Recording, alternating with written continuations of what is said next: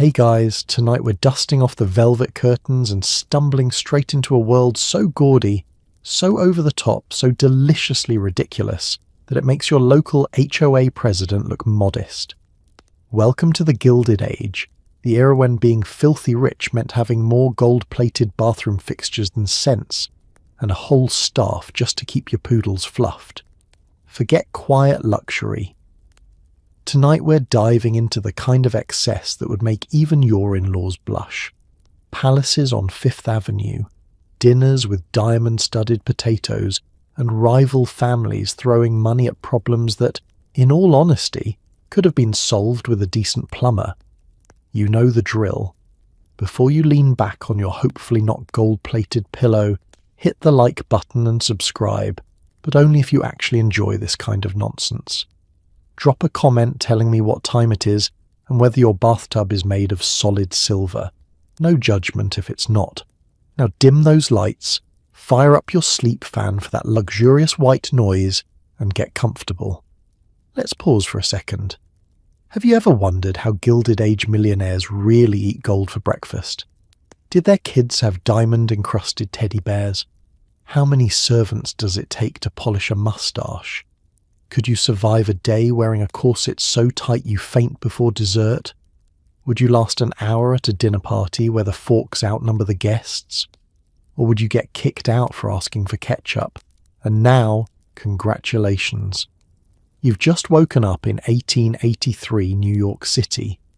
Your bed canopy costs more than most people's houses. Your breakfast is being prepared by a chef with a French accent thicker than your mattress, and you have no idea where your monocle went. Good luck. The sun leaks in through damask curtains as soft as a cloud, assuming your clouds are monogrammed and hand-stitched in Paris. You're not just waking up. You're being delicately revived by a personal maid wielding a silver bell. Before your feet even touch the Turkish carpet, a servant has already brought you hot chocolate, slippers, and, if you're lucky, a list of the day's scheduled scandals. You open your eyes and for a moment you're not entirely sure if you're still dreaming. The ceiling above you is an absurd canvas of painted cherubs, all smugly floating in a sky so blue you'd think someone imported the Mediterranean just for your bedroom. There's no alarm clock blaring, just the faint tinkle of silver against china as breakfast is prepared in the adjoining room, a sound more soothing than any meditation app modernity could devise. You briefly consider closing your eyes again, just to see if the staff will mistake you for at rest and tiptoe around your bed for another hour. Spoiler, they will. Rising in the Gilded Age isn't just about waking up, it's a production. The very air smells expensive. There's a hint of roses from yesterday's bouquets, beeswax polish, and, faintly, the whiff of last night's French perfume. Somewhere, a footman is already heating water for your morning bath, while the housekeeper inspects the hallway for rogue dust particles with the severity of a customs agent. Meanwhile, your personal maid, let's call her Mabel, because everyone's maid is named Mabel, stands ready with a dressing gown that costs more than your neighbour's entire wardrobe. Mabel clears her throat, a gentle, practiced cough that means, "It's time to get up, but only if you're ready, sir or madam." She draws back the curtains, flooding the room with morning light and the distant sound of horses and carriage wheels echoing from Fifth Avenue. You squint, not because it's too bright, but because you still can't quite believe you live here. A house this size doesn't even creak in the morning. It politely sighs. Let's talk about your bed. It's not just a bed. It's a feather-filled fortress, complete with a headboard that looks like it was looted from a French palace, and more throw pillows than should legally be allowed. You're buried under layers of Irish linen, silk coverlets, and a blanket you suspect is cashmere, though no one can say for sure asking is considered gauche. If you're lucky, the sheets were changed while you slept, which is a real thing when you employ enough people to form your own minor league baseball team. Eventually you sit up, instantly surrounded by action. Mabel slips your feet into warmed slippers, none of that cold floor nonsense for you, and a second maid, let's call her also Mabel, offers a tray of hot chocolate thick enough to be mistaken for pudding. Breakfast in bed is expected. A crystal vase of fresh-cut flowers sits beside a silver dish of candied orange peel. There's a newspaper folded just so, with the less upsetting headlines placed on top, and your monogram discreetly embroidered on the napkin, just in case you forget who you are before noon. Somewhere beyond your suite's double doors, the household orchestra is already tuning up for the day. The butler, Mr. Grimble, is rehearsing your schedule, the cook is bellowing about soufflés, and the stable master is fighting with the gardener over who gets first crack at the new shipment of imported hay. But in your bedroom, time is syrupy and slow. You contemplate the day's daunting first decision. Will you rise now and risk being early to breakfast, or stay in bed a bit longer and blame delicate nerves for your tardiness? As you finally stand, you catch sight of yourself in one of 3 oversized mirrors. Even your reflection looks pampered, if a bit confused by the sheer number of dressing gowns available. Mabel gently hands you the scandal sheet, the highlight of any Gilded Age morning. Will Mrs. Astor's niece run off with a French baron? Did the neighbour's peacock get loose again? Is there an emerging feud over whose marble fountain is more artistically unnecessary? And so begins another day as the filthy rich. You haven't even brushed your teeth, and already you're exhausted from the luxury. Honestly, it's a miracle anyone here ever got anything done. But don't worry, there's a staff meeting about that at 11, and if you're feeling faint, Mabel has just the smelling salts for you. Welcome to morning in the palace. You've survived the hardest part, waking up. The rest of the day, only slightly more ridiculous. Clothes don't just make the man, they suffocate him. In the Gilded Age, getting dressed is a team sport. There's a valet, a butler, a seamstress, and possibly an entire small committee dedicated to ensuring your collar is starched enough to bruise your jawline. Corsets, bustles, cufflinks the size of sparrows. By the time you're dressed, you need a nap. It begins with a knock at the door, so polite it almost apologizes for existing. The valet glides in, already holding today's sartorial battle plan. If you're a gentleman, you have a choice of morning coats, frock coats, or, if you're feeling especially rebellious, a lounge suit, which is basically formal pyjamas with better marketing. Your shirt arrives so crisp and heavily starched that folding it could cause a minor avalanche. And then there's the collar, which looks harmless enough, until it's snapped on with a force that could sever a weaker person's carotid artery. For ladies, it's a journey through more layers than a Russian nesting doll. First, the chemise, a linen slip as plain as virtue itself, one of the few moments of comfort you'll experience all day. Next comes the corset, laced so tightly you'll understand the true meaning of breathless anticipation. If you ever wanted to know what it feels like to be both supported and under attack, this is your moment.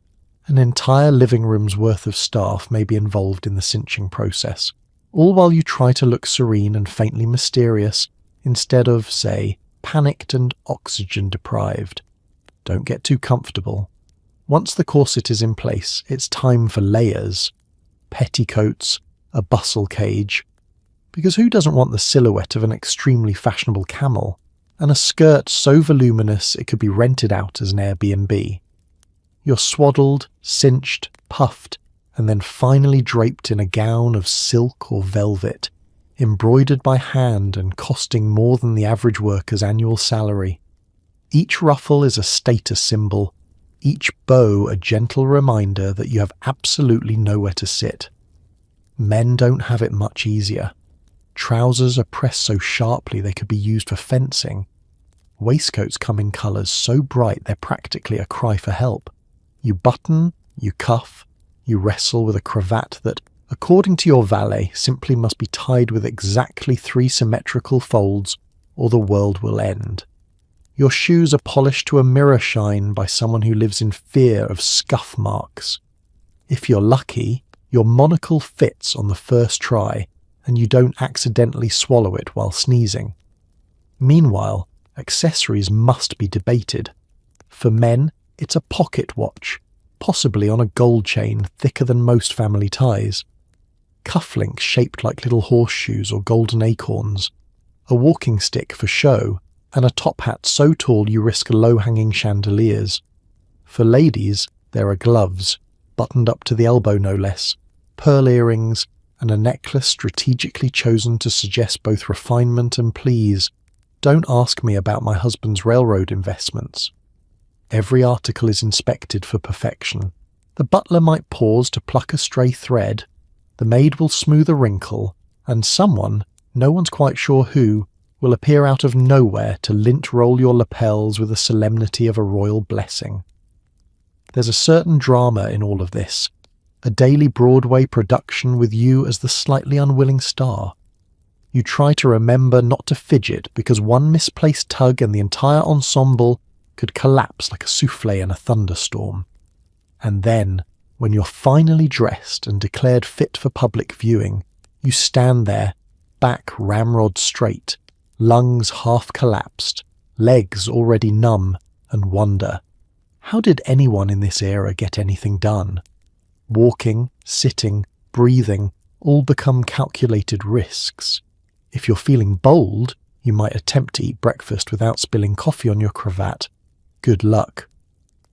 By the end of this ordeal, you're exhausted. You've burned more calories putting on clothes than you will walking to dinner. But take heart. You look magnificent if slightly haunted. And remember, you'll get to do it all again tomorrow, with new fabrics, new colours, and perhaps a new level of existential despair. In the Gilded Age, fashion isn't just what you wear, it's what wears you down. Breakfast arrives with more ceremony than a royal wedding. The table is set with 12 forks, 3 kinds of eggs, and enough silverware to arm a small militia. Forget about grabbing a granola bar here. It's oysters, champagne, and toast carved into your family crest. Coffee, only if it's been blessed by a European count. As you enter the dining room, the first thing that hits you isn't the smell of food, it's the sheer scale of it all. The chandelier above the table sparkles with enough crystals to blind a small army, and the morning light dances off the gilded edges of every plate. Your seat is pre-warmed, your napkin is folded into the shape of a mythical beast, and the floral arrangement in the centre of the table is so tall you can barely see your own relatives on the other side. This is less a meal and more a carefully choreographed performance, where every mouthful is both a privilege and a potential etiquette landmine. Servants move silently around the room, each gliding with the precision of synchronized swimmers in crisp uniforms. The butler stands nearby, scanning for any sign of distress, be it an empty glass or a frown at the Eggs Benedict. You nod politely, careful not to look too hungry. Gilded Age manners dictate that you must act as if you just stumbled upon this feast entirely by accident and could take or leave it. Meanwhile, inside, your stomach is composing sonnets to fried potatoes. The first course arrives. Fruit, artfully sliced and arranged with geometric obsession. A melon ball has never looked so smug. You spear a grape, resisting the urge to hurl it across the table in a spontaneous display of rebellion. Conversation at breakfast is encouraged, but only at a polite decibel level, and ideally on subjects as bland as possible. Last night's opera, the weather in Newport, or the recent scandal involving someone else's cousin's horse. Then the eggs, yes, plural, poached, scrambled, and a la goldenrod, which means someone spent half an hour making a sauce so elaborate it will be forgotten by lunchtime. Next, a parade of meats. Ham glazed in Madeira, bacon crisped to architectural perfection, and sausages that seem to dare you to find a single speck of grease. On the side, toast. But not just any toast. This is bread with a pedigree, sliced exactly 1 inch thick and branded with your monogram, because what's the point of being wealthy if your carbohydrates don't come with a personal logo? If you're feeling continental, there's a spread of cheeses and pastries, each one imported at enormous cost and calories. The croissant has travelled farther than most of the guests at the table. Someone mutters something about the dangers of new money serving English muffins. Scandalous! You smile vaguely and reach for the pastries with practiced restraint, lest anyone see you eager. And yes, the oysters. Raw, briny and resting on a bed of ice that's probably from a glacier in Maine. These are the ultimate breakfast flex. You try to look nonchalant as you slide one down, but internally you're questioning every life choice that led to raw shellfish at 8 a.m. This, you realise, is not a meal for the faint of stomach or the lactose intolerant. The beverages deserve their own chorus. There is freshly squeezed orange juice so rare and precious in New York that it's guarded like state secrets. Champagne flutes stand ready, because nothing says it's Thursday like bubbles before 9. And then, of course, the coffee. Brewed in a silver pot by a Frenchman with a moustache more elegant than your handwriting, the coffee arrives accompanied by a selection of sugars and creams, all presented like diplomatic gifts from a distant kingdom. Don't even think about asking for just a regular cup. You'll be handed a look so frosty it could chill the lobster.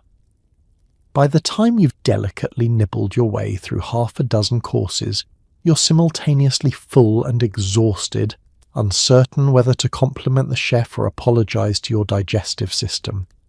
The staff sweeps away the plates as if erasing all evidence of excess, and you're left staring at your third clean plate, wondering how on earth you're supposed to fit into your waistcoat by lunch. As you rise from the table, you marvel at the sheer effort it takes to eat like the elite. Breakfast in the Gilded Age isn't just the most important meal of the day, it's an endurance sport. And somewhere, deep down, you find yourself longing for the simple pleasure of cereal in your pyjamas, unaccompanied by the threat of a minor international incident over the proper use of a grapefruit spoon. You don't lift a finger unless it's to summon someone else to do it for you. Your household is a well-oiled and heavily unionised machine. Butlers, maids, footmen, cooks, florists, dog walkers, and one guy who just polishes the doorknobs. Every bell means someone is sprinting down the hallway in terror. In the Gilded Age, running a mansion isn't just a matter of keeping the windows clean and the icebox stocked. It's a high-stakes exercise in logistics and diplomacy, with a cast of dozens, or even hundreds, working behind the scenes to ensure you never have to pour your own coffee, button your own cuffs, or, heaven forbid, encounter dust. There are so many uniforms under your roof.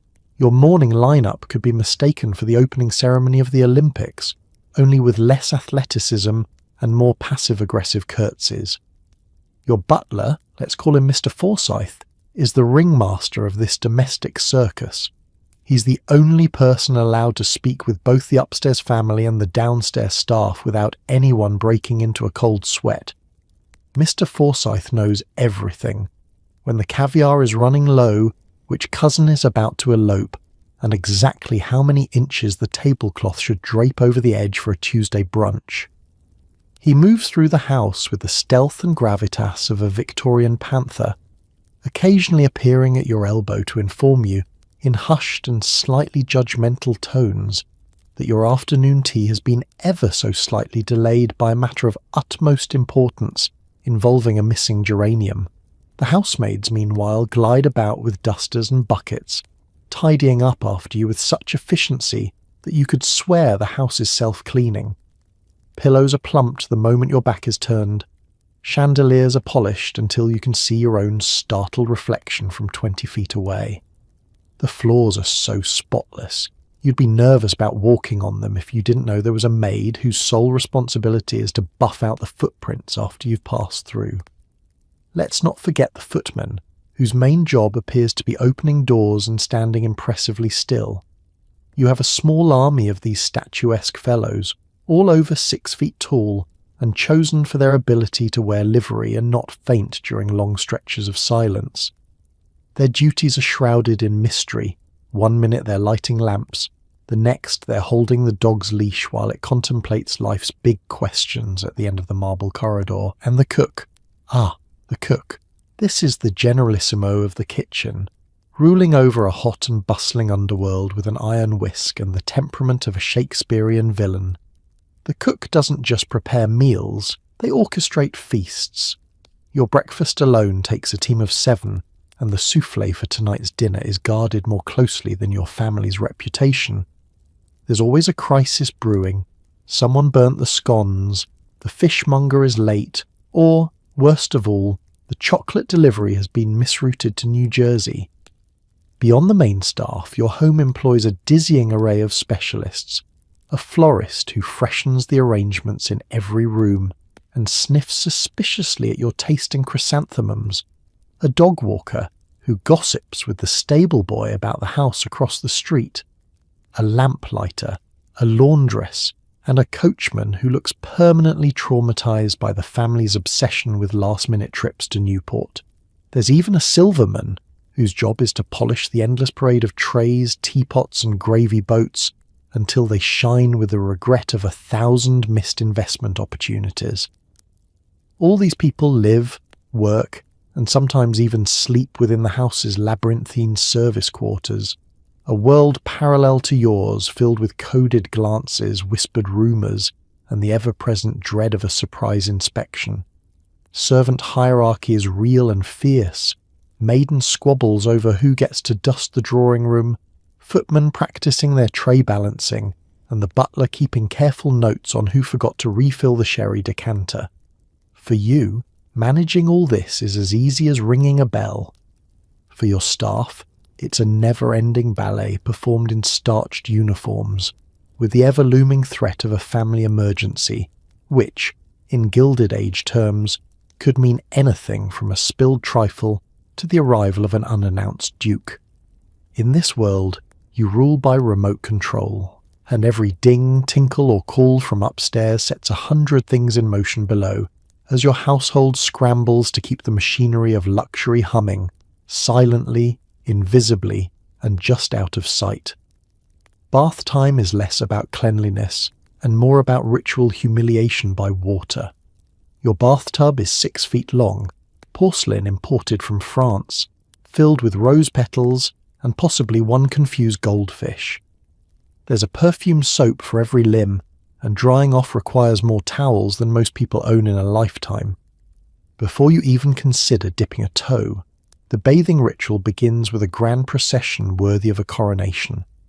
First, the water must be fetched, not by you, of course, but by a team of housemaids and footmen who carry buckets up from the kitchen boiler in a parade of steam and groaning staircases. Each pail is checked for temperature, clarity, and, one suspects, whether the servants have secretly resented you for making them haul scalding water all morning. The final product is a tub so inviting it could tempt even the most dedicated germaphobe of the era. You don't simply undress, you are divested one layer at a time by a personal attendant who handles your silks and linens as if they're national treasures. There's a screen set up, theoretically for privacy, but mostly for effect, because nothing says modesty like an audience of servants pretending not to judge your sock tan. If you're particularly fashionable, you might insist on a scented bath, orange blossom, lavender, or that rare favourite, essence of unobtainable flower shipped at great expense from the Far East. Once you finally sink into the tub, surrounded by petals and hovering staff, you experience a brief moment of peace before realising there are, in fact, protocols for soaking. The bath is not a place for haste. You recline with your head propped up on a monogrammed cushion, contemplating whether your reflection in the bathroom mirror looks wealthier today than yesterday. Servants circle, offering up a dizzying array of sponges, loofahs and soaps, one for hands, one for face, one for feet, and one specialty bar made of goat's milk and pretension. There are, of course, obstacles to relaxation. Someone is always fussing over the water temperature. The window is thrown open to let the vapours escape, which mostly lets in a draught and a judgmental pigeon. At some point, you're offered a facial mask of honey and cucumber slices, which inevitably slide down your nose and into the water, joining the goldfish on its existential journey. You do your best to appear serene while internally composing a letter to the manufacturer about improving the viscosity of cucumber. Bathing is also a group effort in the least social way imaginable. The housekeeper oversees proceedings from a respectful distance. The laundress prepares fresh towels, and the chambermaid stands by to help you in and out of the tub, making sure not to slip and bring shame upon her family for generations. There's no such thing as just a quick rinse. Each limb must be lathered, rinsed, and gently patted dry, lest you emerge with a single speck of dust. A scandal worthy of the society pages. When it's time to get out, there's a towel for everything. One for your body, one for your feet, one for each arm, and one inexplicably small square that no one can quite explain. You're bundled like a newborn, enveloped in linens so plush they might qualify as mattresses elsewhere. A dressing gown is warmed by the fire, slippers are placed precisely where your feet will land, and a bottle of cologne or eau de toilette is presented for the finishing touch. You're now officially the cleanest person on the eastern seaboard. The bathwater is whisked away to be disposed of discreetly, presumably in a manner that does not offend the delicate sensibilities of the neighbourhood or the local trout. The staff disappears as quickly as they arrived, and you're left alone, cleaner than anyone truly needs to be, pondering the nature of luxury. In the Gilded Age, hygiene isn't just about scrubbing away yesterday's grime. It's about staging a personal renaissance every day, with rose petals, French porcelain, and the unspoken knowledge that somewhere a servant is rolling their eyes as you debate which soap makes you feel the most like Caesar. Clean, pampered, and slightly dizzy from the ordeal, you're ready to face another day, one bath closer to immortality, or at least another mention in the local society column for exceptional lustre and polish. Getting dressed is a test of endurance and lung capacity. Ladies risk spontaneous fainting from corset-induced hypoxia, while gentlemen live in fear of top hats catching on chandeliers. Accessories include monocles you never actually need, gloves you forget to take off, and shoes designed by people who hate feet. The Gilded Age may have been a golden era for industry, but for the human body it was a daily assault of starched linen and hubris, masquerading as high style. Take the corset, a device specifically engineered to remind you that breathing is optional. For women, this was less of an undergarment and more of a medieval punishment, constructed from whalebone, steel, and presumably the shattered dreams of comfort. The goal? To cinch the waist until you resemble an hourglass, or at least the part of an hourglass with a strong opinion on fainting couches. Morning begins with your maid lacing you up as if she's preparing you for a jousting tournament. You grip the bedpost, she pulls, and together you silently pray that breakfast will be soft and the day free of stares. Every deep breath becomes a calculated risk, and the mere mention of tennis on the lawn is enough to induce a bout of delicate nerves. Sitting is an ordeal, standing is a chore, and lying down requires the careful alignment of pillows and the kind of strategy that wins chess matches. Gentlemen, meanwhile, are not spared the tortures of fashion. The Gilded Age top hat is less a hat, and more a mobile penthouse suite for your head. It's crafted from silk, lacquer, and social anxiety, standing so tall that one wrong step could set off a domino effect involving chandeliers, candelabras, and the family's prized peacock. Removing the hat is an elaborate dance. Lift with confidence, never reveal hat hair, and please, whatever you do, don't drop it. If you do, the butler must recover it using tongs, lest your social standing plummet along with the headwear. Accessories are their own minefield. The monocle, for instance, is an enigma. Is it for vision, intimidation, some sort of early warning device for incoming drama? Most men simply perch it on their cheek, peer at the world with one squinty eye, and then lose it at the first sign of vigorous nodding. Gloves are mandatory for both sexes, but they're seldom on the correct hands for long.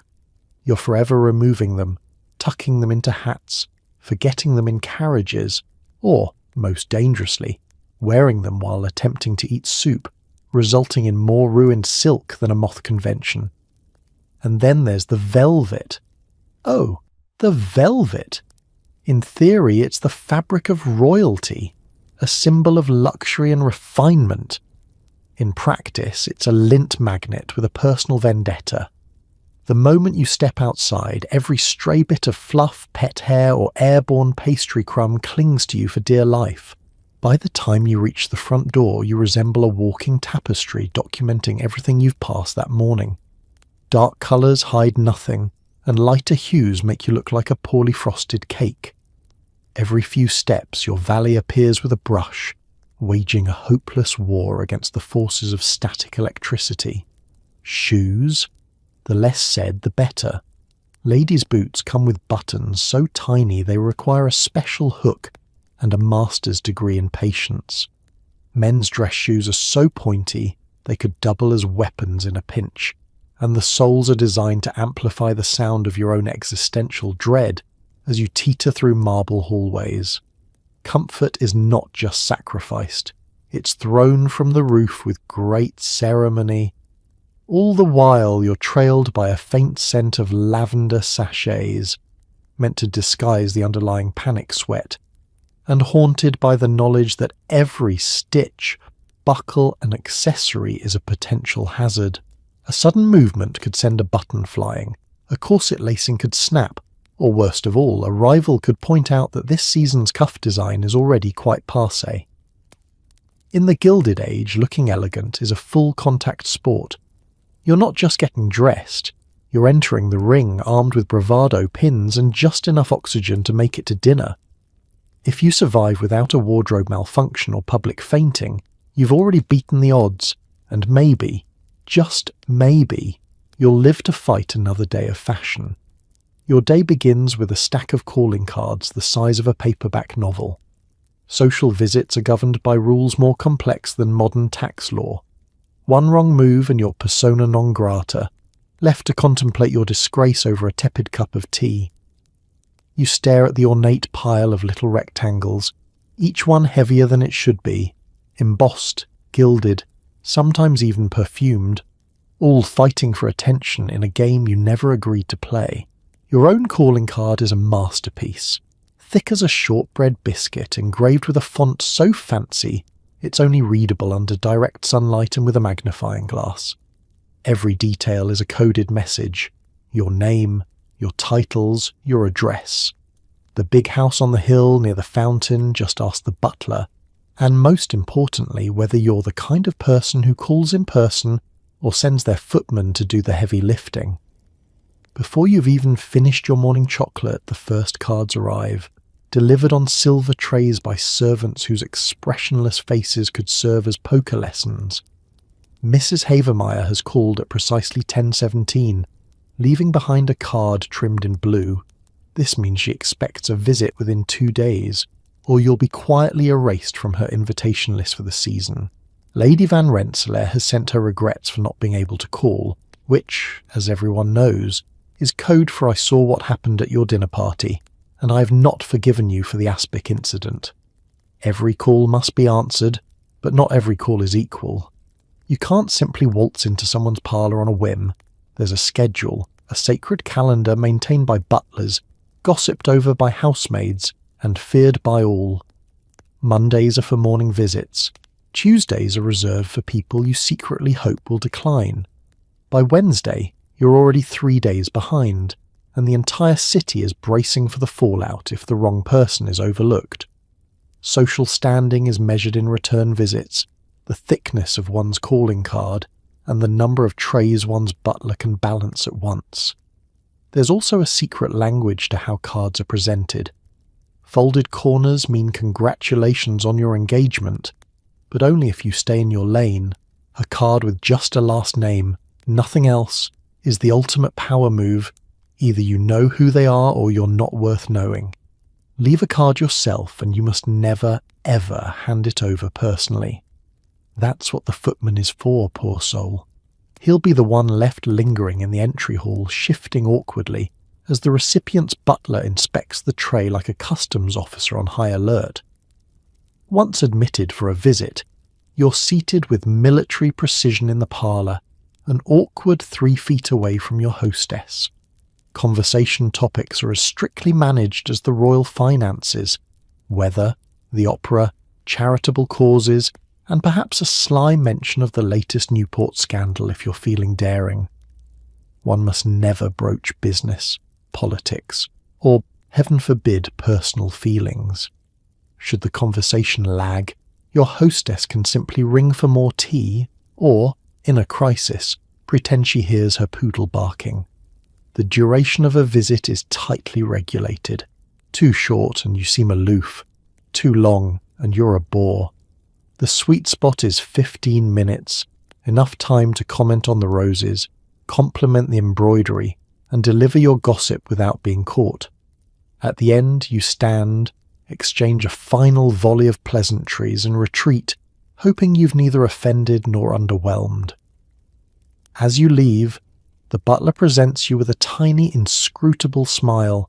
He knows who's in and who's out. He knows everything. Fail at any point in this delicate ballet, and you're cast out.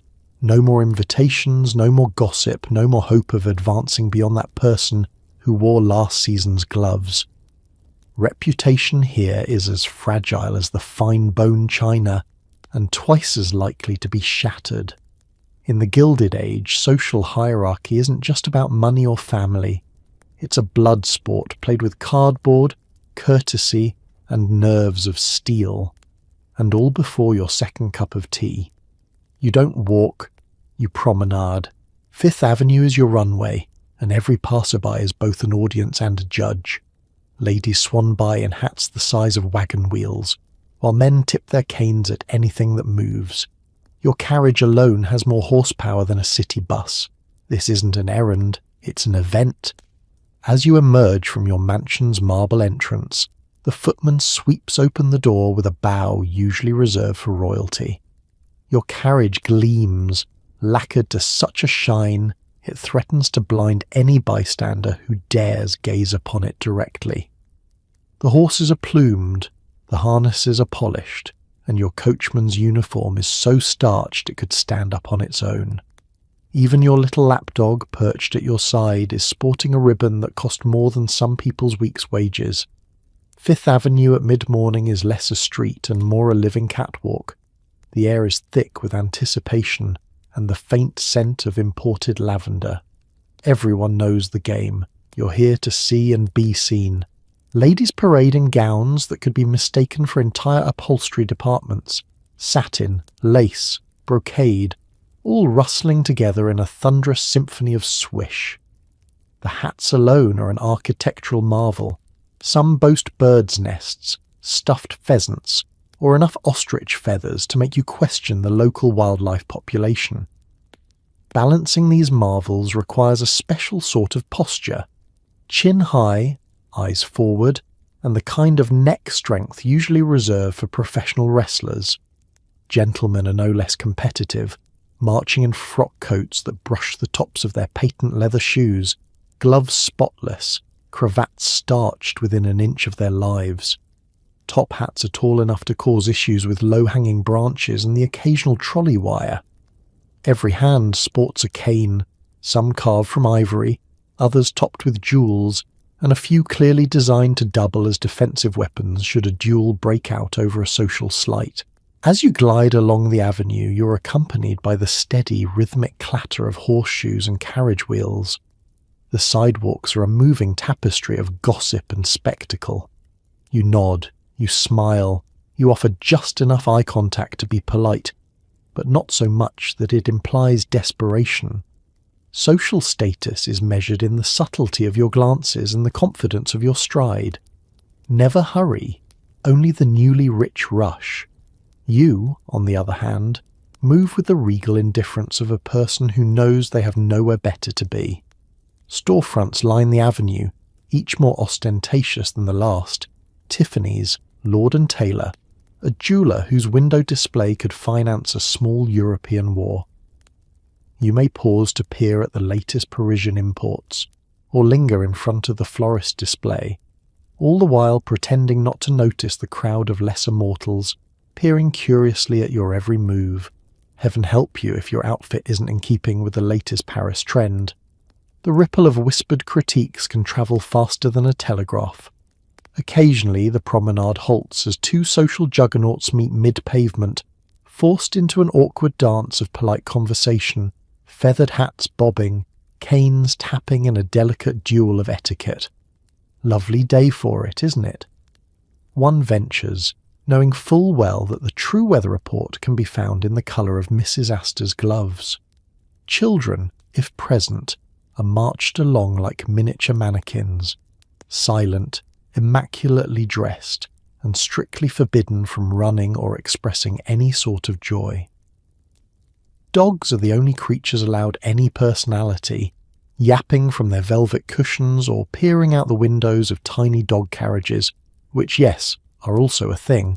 As you reach the end of your circuit, your cheeks ache from the polite half-smile, your feet throb in shoes never meant for actual movement, and your soul is both weary and inflated by the exhausting pageantry. You've successfully survived Fifth Avenue's social gauntlet, your dignity intact and your outfit, mostly, unrumpled. Back home, you collapse into a velvet chair and breathe a sigh of relief. It's only noon, and already you've attended the most judgmental parade New York has ever seen, and tomorrow you'll do it all over again, assuming you haven't been upstaged by a rival's hat the size of a canoe. Lunch isn't a meal. It's a multi-act opera starring jellied meats, aspic, and a waiter who knows French better than you. Salads are architectural, desserts are on fire, and the only thing forbidden is simplicity.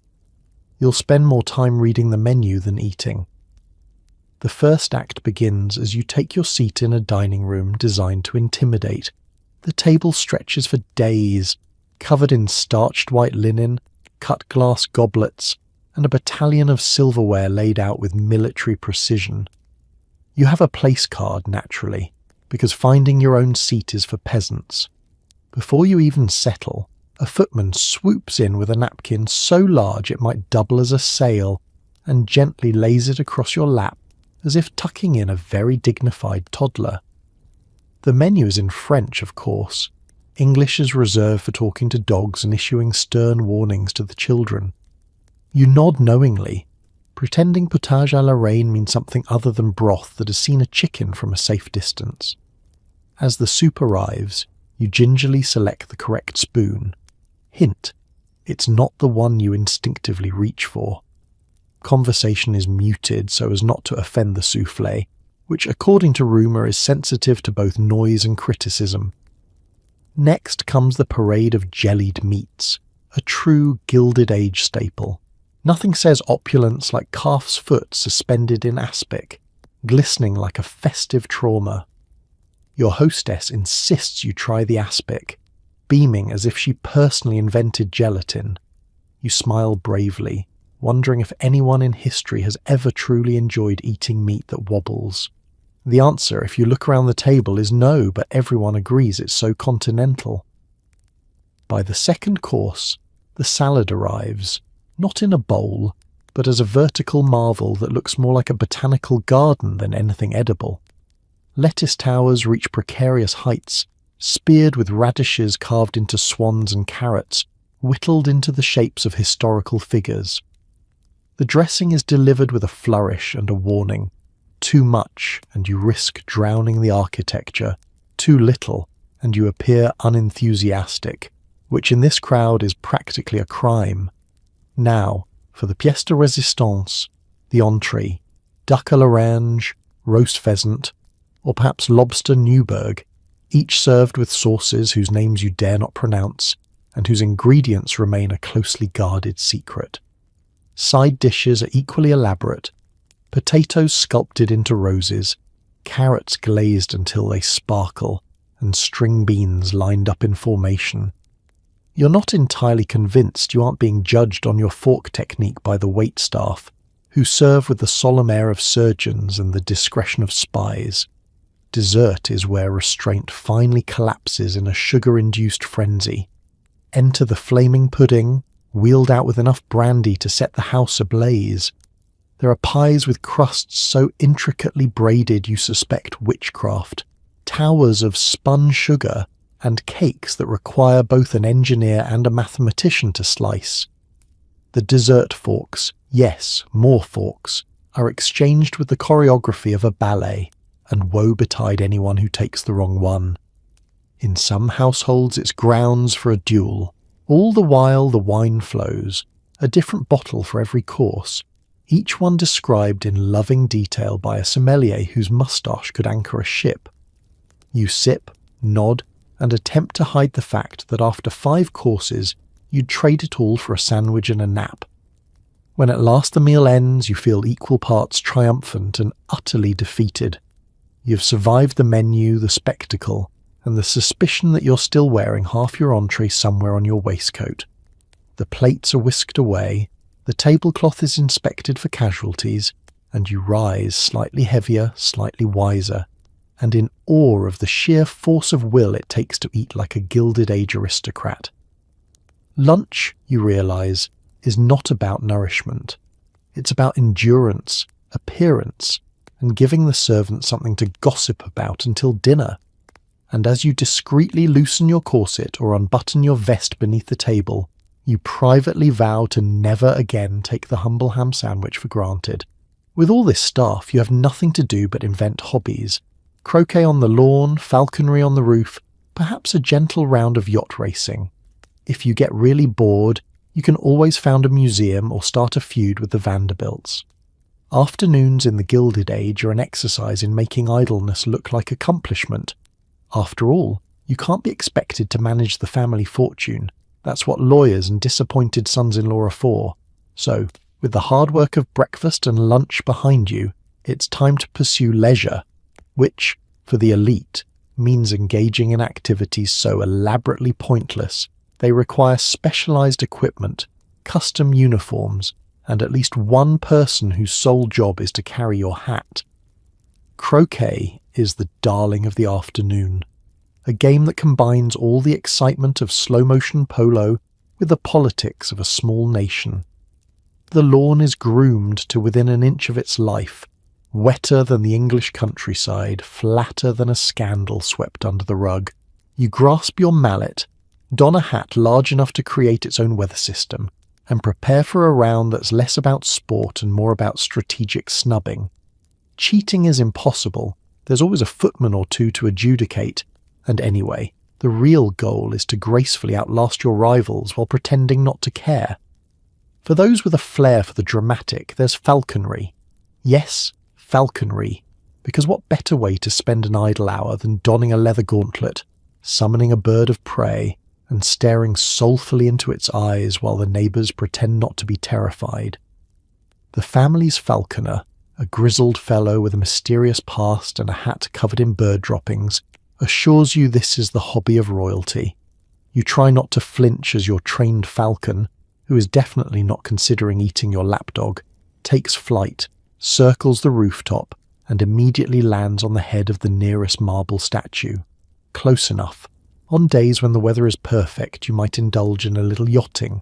This is not boating, mind you. Boating is for people who have to tie their own knots.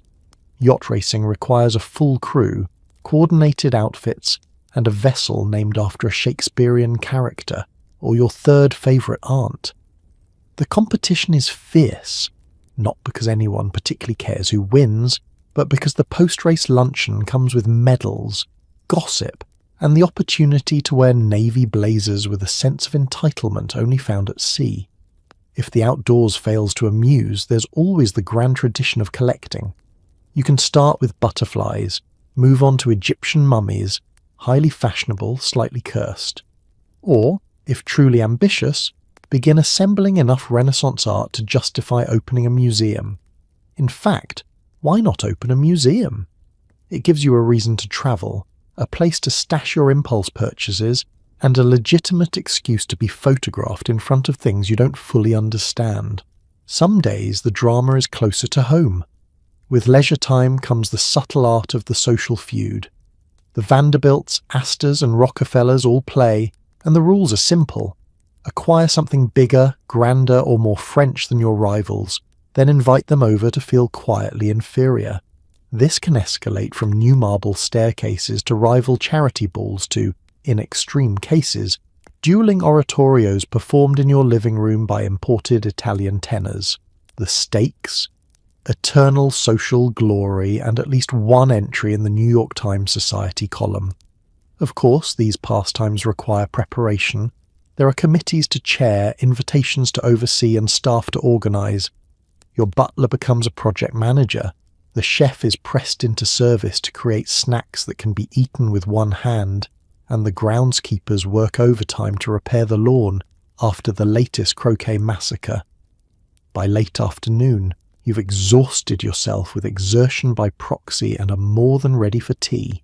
As you recline in the shade watching the sun glint off your trophy or your falcon, now menacing the neighbour's cat, you reflect on another successful day of aimless achievement. In the Gilded Age, leisure isn't about relaxation. It's about spectacle, subtle warfare, and occasionally not being outdone by the family next door. You could just let the servants carry you everywhere, but exercise is fashionable. A brisk game of tennis played in full formal wear. Maybe a little fencing or horse riding on a perfectly manicured lawn. No actual perspiration allowed, of course. In the Gilded Age, the pursuit of health and vigour is less about getting fit, and more about being seen getting fit, preferably without ever wrinkling your shirt front. Exercise is the latest social craze, recommended by doctors, society columnists, and distant cousins who've taken the grand tour. But don't expect any of that huffing, puffing or sweating you might see at the local YMCA. Here, exertion must be tightly controlled, artfully accessorised, and preferably witnessed by someone who can vouch for your athleticism at the next dinner party. The first stop on your wellness journey is the tennis court. It's not so much a court as it is a sculpture garden, clipped hedges, marble statues, the odd peacock for ambience. You arrive in your tennis whites, which include enough starched fabric to sail a schooner. For ladies, this means long skirts and blouses with puffed sleeves, secured at the neck with a cameo and just enough whalebone in the corset to render deep breaths hazardous. Men, of course, must wear jackets and neckties, because if you're not on the verge of heat stroke, are you even trying? The game itself is less Wimbledon, more strategic languor. You stand at the net, racket dangling like a prop in a Victorian play, and gently tap the ball back and forth, careful not to muss your hair. The pace is just slow enough that a servant can retrieve any stray balls, while the real workout comes from mastering the art of the polite laugh when your opponent flubs a shot. Should you actually feel your heart rate increase, it's time to call for lemonade and fan yourself in the shade while loudly declaring, "What splendid exercise this is." If tennis isn't your style, there's always fencing. In theory, fencing is the sport of aristocrats, elegant, refined, and just dangerous enough to suggest you've read too many novels about duels at dawn. You don the full regalia, fitted jacket, padded gloves, and a mask that makes you look like an extremely wealthy beekeeper. A professional fencing master is brought in, preferably with a French accent, and you spend 30 minutes parrying and thrusting while the staff looks on, wondering if anyone will ever actually land a hit. The real victory? Making it through the lesson without getting so much as a grass stain. On fine afternoons you may be encouraged to ride. Not out into the wilds, of course, just a gentle trot around the estate, over ground so meticulously groomed that the horses wear white gloves. Well, almost. Side saddle for ladies, naturally, because nothing says robust health like balancing atop a 1,000-pound animal while laced into a corset. Men prefer to look heroic astride their mounts, breeches spotless, boots polished, and the breeze just tousling their hair to romantic effect. Actual galloping is discouraged. It's noisy, dusty, and could lead to an unseemly flush. Other activities round out the day, perhaps a session of archery, the arrows have been pre-aligned for ease of success, or an hour with the newfangled exercise machines that promise health without sweat. Imagine rowing machines and dumbbells made of polished mahogany, handled just long enough for a photograph. All the while, attendants stand ready with towels, refreshments, and emergency supplies of smelling salts, should anyone's pulse dare to rise above the approved range. And when you return indoors, a maid is waiting to help you change back into your afternoon loungewear, which looks suspiciously like your morning attire but with more embroidery. By the end of this rigorous routine, you feel energized, accomplished, and crucially, still perfectly presentable. Exercise in the Gilded Age is less about breaking a sweat and more about breaking up the day. If you do it right, the only thing that's truly exhausted is your patience for the next person who claims they once walked all the way to Central Park on foot. It's time for a little retail therapy at the latest department store, where the only thing longer than the aisles is your receipt. You purchase hats you'll never wear, shoes that don't fit, and enough trinkets to fill a small museum, all while never touching your own wallet. The Gilded Age department store is less a shop and more a monument to temptation. Stepping inside, you're greeted not by a simple bell, but by a uniformed doorman who sweeps open the doors as if you're the star attraction in an opera, because in this world, you are. The floor sparkles, chandeliers glitter overhead, and the scent of newly unpacked luxury mingles with the faint aroma of desperation from last season's sale rack. Your personal shopping assistant materializes within moments, eyes bright with the prospect of a commission, ready to lead you on a tour of excess. Shopping here is a performance art. Each department is its own little kingdom, staffed by experts who will not only address you as madam or sir, but also flatter your taste, your reputation, and possibly your poodle. You start with hats. Not because you need another one, your closet already resembles a small millinery, but because it's simply tradition. The latest Parisian creations loom before you, some feathered, some bejewelled, and all structurally unsound in a strong wind. The milliner floats by, whispering that the lavender plumes are simply all the rage in Paris this season, and you nod sagely, having already forgotten last season's colour entirely. Next come the shoes. Logic has no place here. You try on delicate Italian slippers and marvel at how dainty they look. Never mind that you can't actually stand in them for more than 30 seconds without risking a minor orthopedic crisis. Your shopping assistant reassures you that comfort is a vulgar concept, best left to country relatives. A pair of boots with mother-of-pearl buttons catches your eye. They are, your assistant insists, utterly indispensable. You're not sure why, but they're boxed up before you can object. Onward to gloves, scarves, and the ever-important parasol section. Here, you ponder the merits of hand-embroidered lace versus imported silk, finally selecting one of each, because who can say what the weather may bring? Trinkets and novelties are scattered throughout, gold-plated opera glasses, ivory-handled fans, a tiny porcelain pig that serves no purpose except to amuse your dinner guests. Everything is irresistible, especially the promise that your purchases will be delivered directly to your home by tea time, at the very latest. Gentlemen are equally swept up in the madness. Cufflinks shaped like miniature horses, walking sticks with secret compartments, cravats in shades that defy the natural world, each item carefully laid out by a clerk who addresses your opinions as if you're a foreign dignitary. The only real struggle is acting as though you've given the choice deep consideration, rather than simply nodding at the shiniest object within reach. Payment is an abstraction, handled by your assistant with the wave of a discreetly monogrammed charge account.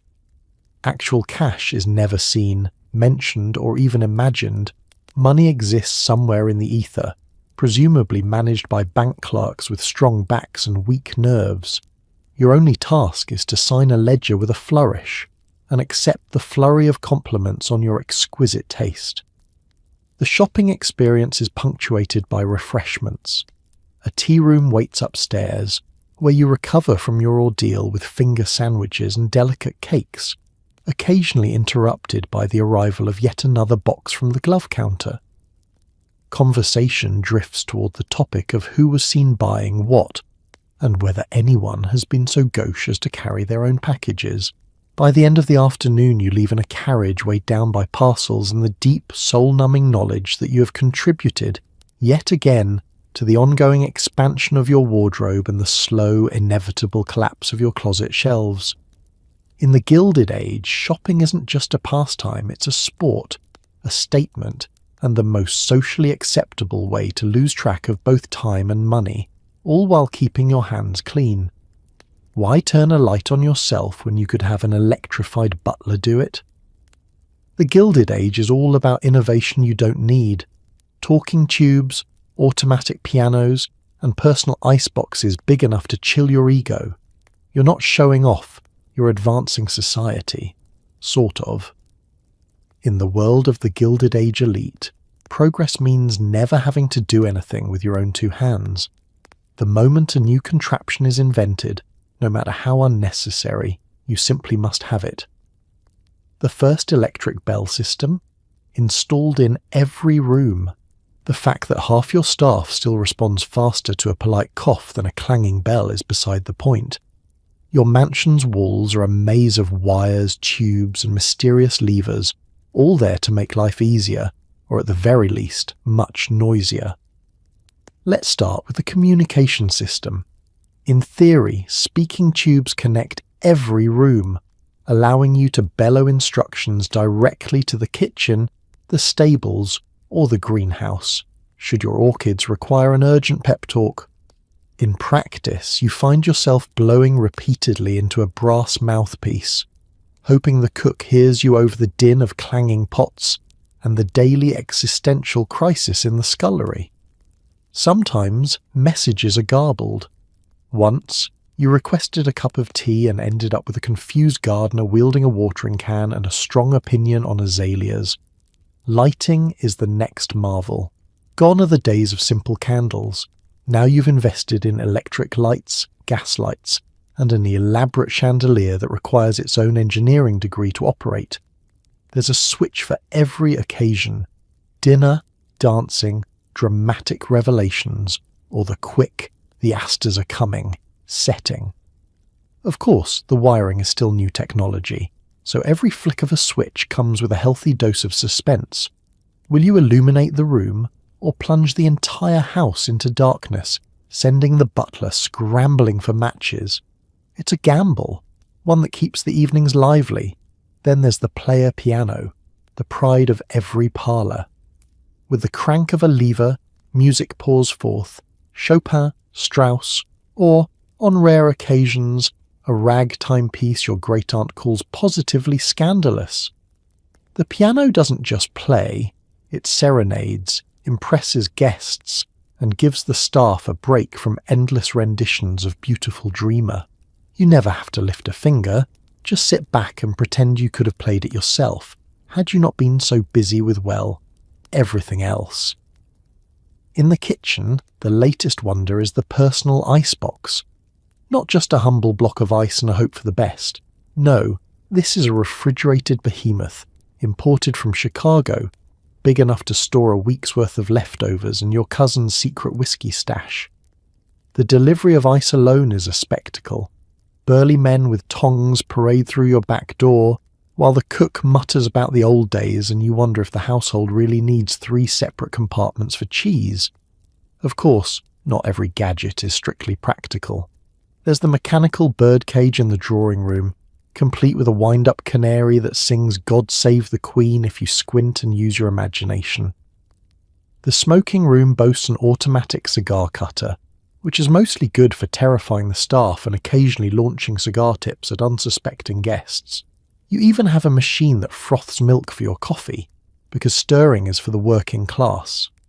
No Gilded Age home is complete without a telephone, that most modern of marvels. Never mind that you only know 3 people with phones, and connecting a call requires speaking with an operator named Mabel, who is deeply invested in the plot lines of your family's social life. Still, you answer with gravitas, Hello? Yes, this is the future speaking. It's mostly static and polite confusion, but it's all terribly impressive. These gadgets aren't just conveniences, they're statements. Proof you're on the cutting edge, regardless of whether you have any idea how to use half the things cluttering up the hallways. And if something goes wrong, there's always a handyman, or more likely a team of frantic servants to blame. In the Gilded Age, technology is less about need and more about never being left behind in the relentless race to one-up your neighbours, even if that means electrifying your butler. Your dog eats better than most people, and your cat has its own diamond collar. Pet parrots squawk insults in 3 languages. You commission a portrait for your goldfish, because nothing says old money like giving a lizard its own chef's lounge. In the Gilded Age, a house isn't a home unless it's filled with animals that have better wardrobes and more social standing than some distant cousins.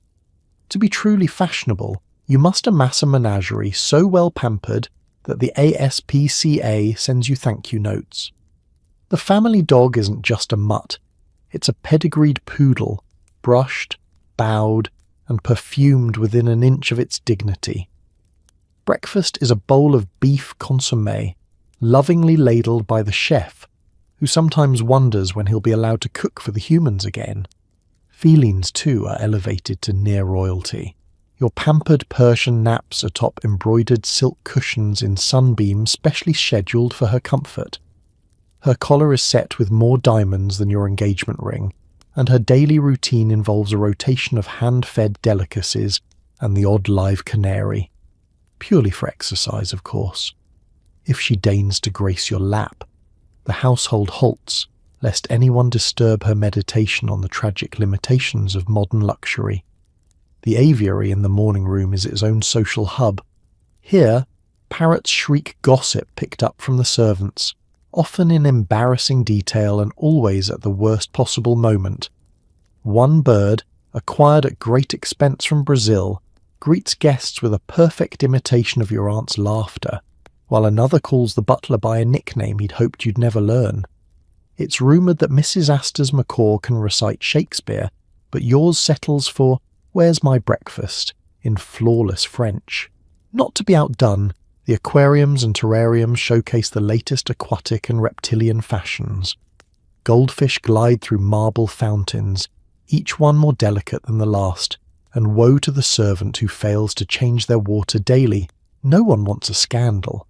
You hire an artist to immortalise your prizefish in oils, ensuring its goggle-eyed stare will haunt future generations from over the mantelpiece. The household lizard, meanwhile, reclines on a miniature chaise lounge, resplendent in a custom velvet cape. He's a count, you explain to visitors, as if this makes perfect sense. Exotic pets are all the rage. If your neighbour acquires a sphinx cat, you respond with a pair of Angora rabbits, each with its own silk-lined hutch. There are stories of families keeping peacocks, monkeys, and even baby alligators for the express purpose of outquirking the Joneses. One socialite famously brought a goat to tea, which promptly ate half a centrepiece and was immediately hailed as the life of the party. Pet care naturally requires an army of staff. The dog walker arrives at dawn, the cat's valet polishes her collar, and the parrot's language tutor visits every Thursday. There's a veterinarian on retainer, a falconer for those afternoons when nothing but a hawk will do, and a seamstress specialising in animal attire. You don't just dress for dinner, your pets do too. If the dog's cravat is wrinkled, the consequences are dire. Pet birthday parties become legendary affairs. Invitations are engraved, the guest list is fiercely curated, and the menu features liver pâté and tiny cakes shaped like bones. There are prizes for best tail wag and most expressive plumage, and the winning goldfish receives a wreath of imported seaweed. Guests leave with party favours, miniature brushes, catnip cigars, and, if you're truly generous, a hand-drawn sketch of the honoree. At the end of the day, your pampered pets retire to their private suites, attended by staff and serenaded by a gramophone playing La Traviata. In the Gilded Age, being rich isn't enough. you must also be adored by creatures who ignore you most of the time. And honestly, what higher social achievement is there than being outshone by your own parrot at dinner? Every afternoon, the drawing room transforms into a high-stakes gossip coliseum. You pretend to sip tea while eavesdropping on scandals that would make your lawyer blush. The only thing sharper than the cheese knives are the rumours about Mrs. Astor's hair. Tea time in the Gilded Age is less about refreshment and more about reputation management. By 3 o'clock, the finest porcelain is deployed. The drawing room is filled with the scent of fresh lilies and intrigue, and a battalion of servants arranges the cakes, tarts and sandwiches with the precision of a military operation. Invitations are sent days in advance, and the guest list is curated as ruthlessly as a secret society initiation. To be left off the list is to court social exile. Worse, perhaps, than showing up with last year's hat. You enter with your game face on. Tea time is not for the faint of heart or the easily scandalised. Conversation opens with pleasantries, weather, charities, perhaps a brief discussion of the merits of Earl Grey versus Darjeeling. But soon, the real business of the afternoon takes centre stage. The trading of secrets. The clink of porcelain is a signal. Coded glances ricochet around the room as the latest tidbit is unleashed. Who was spotted leaving Delmonico's at midnight? Who sent 3 dozen roses to the wrong address? And whose husband was seen arguing with a waiter in truly subpar French? You learn quickly that your social standing depends less on your pedigree and more on your ability to react appropriately to each revelation. A raised eyebrow for mild scandal, a delicate gasp for something juicier, and for the truly shocking, a discreet choking fit conveniently covered by a bite of scone. There is a fine line between being in the know and being known as a gossip, and it is usually drawn by the person with the best selection of petit fours. The food itself is a silent participant in the drama. The cakes are works of art, glazed, dusted and piped with more skill than many of the day's artists. Sandwiches are trimmed into geometric perfection, and there's always one daring creation, perhaps aspic in miniature, or a biscuit shaped like a scandalous duchess, that becomes the subject of whispered reviews. The tea flows, a parade of blends from India and China, each poured by the hostess with the solemnity of a confession. The servants are masters of discretion, gliding in and out of earshot, replenishing plates, and, if you listen closely, probably memorising enough blackmail material to start a second career. They know who drinks their tea with lemon, delicate, who takes sugar, dangerously indulgent, and who stirs so aggressively you'd think they were venting last night's frustrations. The real theatre, however, is in the alliances and rivalries that play out between courses. Long-standing feuds can be softened with the right compliment on a hat, while new alliances are forged over shared amusement at a mutual acquaintance's blunder. Some guests strategize their seat near the hostess, ensuring first access to news and pastries, while others linger on the edges, catching whispers destined for no one in particular. As the clock ticks past 4, the intensity ramps up. There's always one last breathtaking reveal, a secret engagement, a discreet bankruptcy, or a sight-in of Mrs. Astor's hairdresser carrying a suspiciously large hatbox. Faces freeze, fans flutter, and for a moment even the scones are forgotten. Then, as if by unspoken agreement, the room returns to polite laughter and the rustle of silk. The scandal is folded neatly away until the next gathering. When tea time ends, you rise, exchange air kisses, and vow to forget half of what you've heard. You step outside with your reputation, mostly intact, your mind buzzing with new gossip, and your pockets dangerously full of pastries for the carriage ride. In the Gilded Age, tea is never just tea, it's survival, sport, and the daily pageant where fortunes rise, fall, and occasionally get frosted with lemon icing.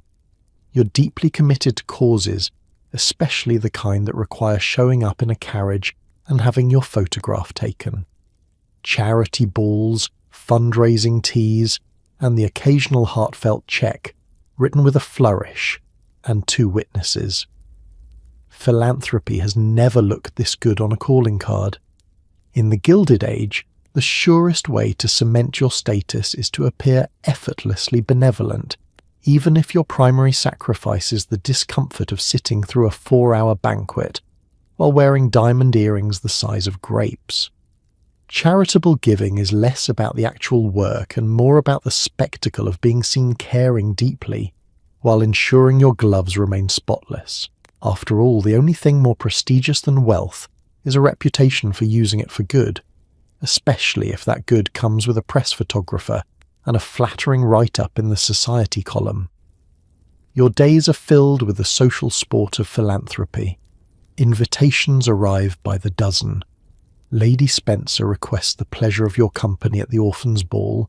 The Animal Refuge Society begs you to attend a luncheon in support of neglected canaries.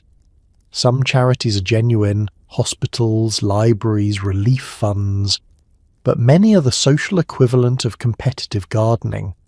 It's less about saving the world, more about ensuring your name appears in all the right ledgers, and that you're photographed standing next to Mrs. Vanderbilt's famously dazzling tiara. You prepare for the evening's gala with more care than you'd devote to a minor coronation. Dressmakers, hairstylists and jewellers converge to ensure you look suitably generous. You select your most dazzling tiara for maximum reflection under gaslight and ensure your spouse's cufflinks match the embroidered cause ribbons. Arriving at the event, you're whisked inside, announced at the top of the marble staircase, and ushered to your place at a table set for 40, surrounded by floral arrangements that could feed a small town. The first course is always soup, silent, dignified, easy to consume while nodding at fellow philanthropists. The conversation is a delicate dance. You must mention how touched you are by the charity's plight, with precisely the right amount of mist in your eyes. Reference the heartwarming story of a child or puppy you met just last week, and above all, sound modest about the size of your last donation. No one likes a braggart, but everyone loves a philanthropist who claims, "Oh, it was nothing," as the ink dries on a cheque large enough to buy Rhode Island. The highlight of the evening is the auction, conducted with military efficiency by a master of ceremonies whose main goal is to extract as much money as possible with the least embarrassment. Bidding wars erupt over dubious prizes, opera tickets, private boxes at the races, a slightly menacing porcelain monkey, because what you're really buying is bragging rights. Win an item, and you're obliged to act faintly embarrassed.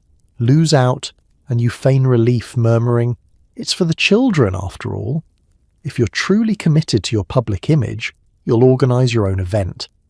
This involves recruiting a committee of socially ambitious friends, endless meetings over tepid tea, and, inevitably, one dramatic falling out over napkin colours. The goal is to host a ball or bazaar so dazzling that the actual money raised becomes an afterthought. What matters is the coverage in the morning papers and the approving glances from your peers. Actual, hands-on volunteering is rare, though not unheard of. You might visit an orphanage once a year, trailing reporters and distributing oranges to bemused children who have no idea why you're dressed like a Christmas tree. The gesture is photographed, publicised, and quickly forgotten until next year's giving season. At the end of the day, you ride home in your carriage, arms weighed down with commemorative bouquets and ego buoyed by a dozen grateful speeches. You've given generously of your presents, your wardrobe, and occasionally your pocketbook. In the Gilded Age, philanthropy is the art of being seen doing good. You may not change the world, but you'll certainly look magnificent pretending to try. You have children, allegedly. They're mostly raised by governesses, nannies, and a fleet of tutors who ensure your offspring can recite Latin by age 6, but have never seen a public park. Bonding time consists of waving at them from the other end of a ballroom. Parenthood in the Gilded Age is an elaborate hands-off operation. The concept of quality time with your children is as foreign as the idea of eating dinner before 8. Instead, the family nursery is a parallel universe, located several floors and at least 2 marble corridors away from the master suite. Here, small humans are clothed in starched linen, trained in etiquette by formidable nannies, and given enough homework to prepare them for a future as either a diplomat or a prize-winning pianist. Sometimes both, if the schedule allows. From the very first wail, your child's days are governed by a strict hierarchy. The head nanny, her authority just shy of the Queen's, runs the show, supported by a cast of under-nannies, nursery maids, and the occasional nurse who specialises in both bandaging knees and brokering peace between duelling siblings. The governess, a figure shrouded in sensible wool and quiet resignation, appears each morning to instruct your heirs in history, French, geography, and, naturally, the art of balancing a book on one's head while curtsying. A typical day in the nursery is choreographed with military precision. Breakfast is consumed at a small child-sized table with napkins tucked so tightly you risk cutting off circulation to your chin. Lessons follow: French dictation, Latin conjugation, mathematics advanced enough to startle most adults, and perhaps a quick session on the pianoforte to develop character. Outdoor time, when it occurs, is tightly supervised and restricted to the private garden, where grass stains are considered a moral failing and climbing trees is strictly for the help. When you do encounter your progeny, it's often a carefully staged affair. You appear in the nursery to bestow a kiss upon a well-scrubbed forehead, then retreat before anyone has a chance to ask about your actual first name. Or perhaps your child is paraded into the drawing room during tea to demonstrate their progress. A recitation of ode on a Grecian urn, a perfectly executed curtsy, or, if particularly talented, a small violin piece performed for aunts who clap politely and whisper about the wisdom of not spoiling children with affection. The tutors, one for every conceivable subject, and some that seem invented just to keep the staff employed, arrive throughout the day. There is the mathematics tutor, a dour man with an endless supply of chalk. The elocution tutor, who corrects the family accent until no one sounds like they're from anywhere. And the fencing master, who insists that sabre lessons build discipline, though the only thing getting cut is the tension in the nursery. By age 12, your child speaks 3 languages, plays 2 instruments, and harbours a suspicion that you are, in fact, just a very well-dressed stranger. Nannies, meanwhile, are the true parental figures. They know each child's allergies, favourite bedtime story, and precisely how many minutes of good behaviour can be expected before chaos erupts. Their loyalty is legendary, their discipline unwavering. A child's tears are more likely to be met with a stern lecture than a cuddle, but a scraped knee earns the coveted treat of a peppermint and a story about the dangers of running with untied shoes. Actual family time, when it occurs, is ceremonial. The children are permitted to appear at dessert on holidays, where they are presented like small, nervous ambassadors before a council of elders. The experience is both thrilling and terrifying, and most children later remember it only as a blur of silverware, whispered reminders, and the smell of overcooked pudding. By the time they reach adulthood, Gilded-age children are well-mannered, well-read, and thoroughly convinced that parents are a rare but impressive species. You may not have tucked them in or helped with their sums, but you've given them every advantage money can buy, except perhaps the chance to actually know you. In this world, affection is measured in tutors, not time, and the bond between parent and child is as carefully maintained as the family silver, polished, admired, but rarely handled. The real sport of the season is finding the most lucrative match. Debutante balls are high-stakes meat markets, and eligible bachelors are hunted like exotic game. Dowries are negotiated in back rooms with more secrecy than most peace treaties. The Gilded Age marriage market is where society's brightest young things and their financially anxious families meet in a glorious collision of lace, ambition, and spreadsheets, For all its delicate trappings, chandeliers, orchestras, rose-scented invitations, everyone knows the truth. Romance is lovely, but a solid portfolio and a family name with the right consonant-to-vowel ratio are what really set the heart aflutter. It begins naturally with the debutante season, a whirlwind of balls, teas, luncheons, and carefully curated chance meetings.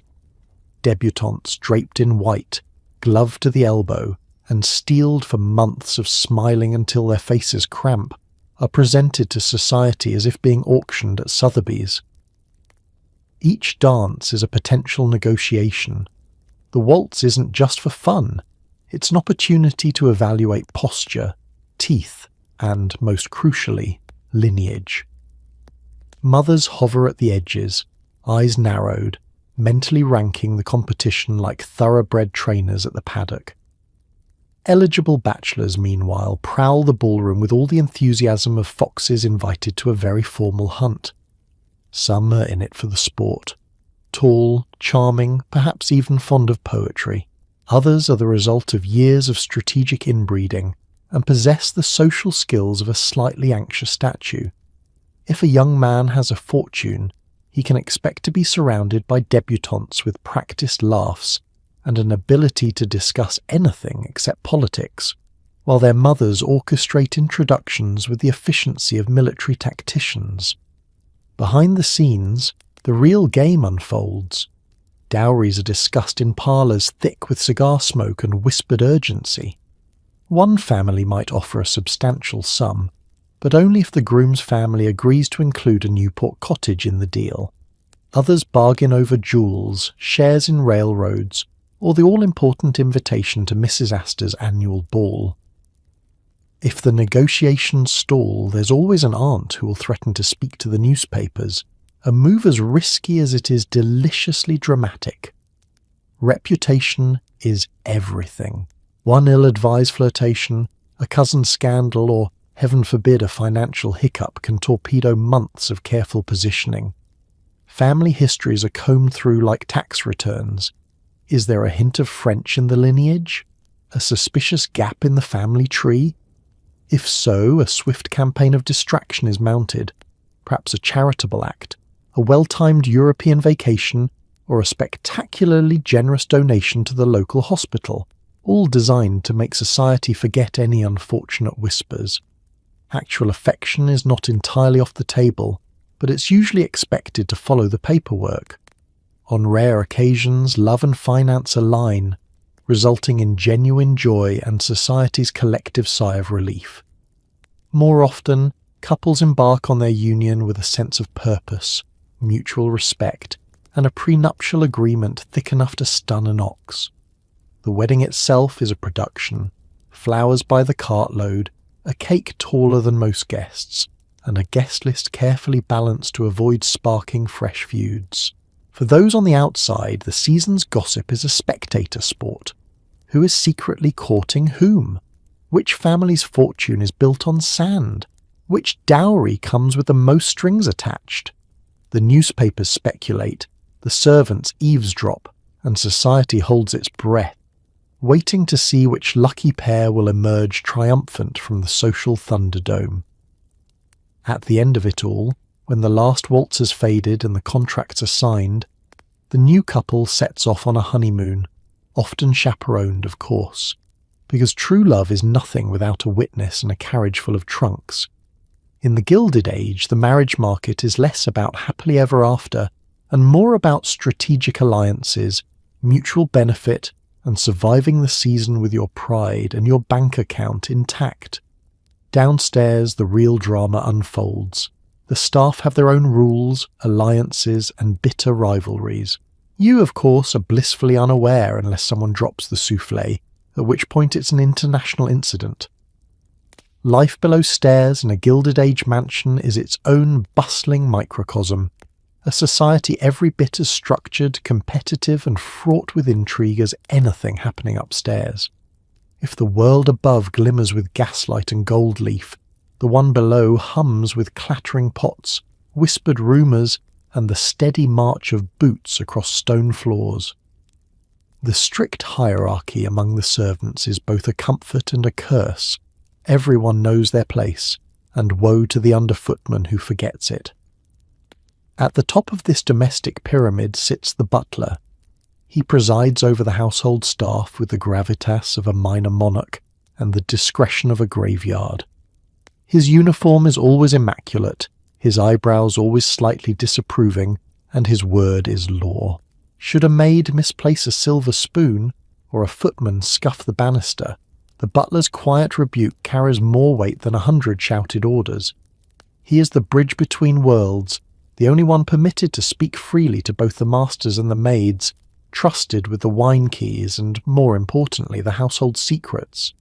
The housekeeper rules the female staff with equal authority. Part disciplinarian, part den mother, she keeps the maids in line and the linens crisp.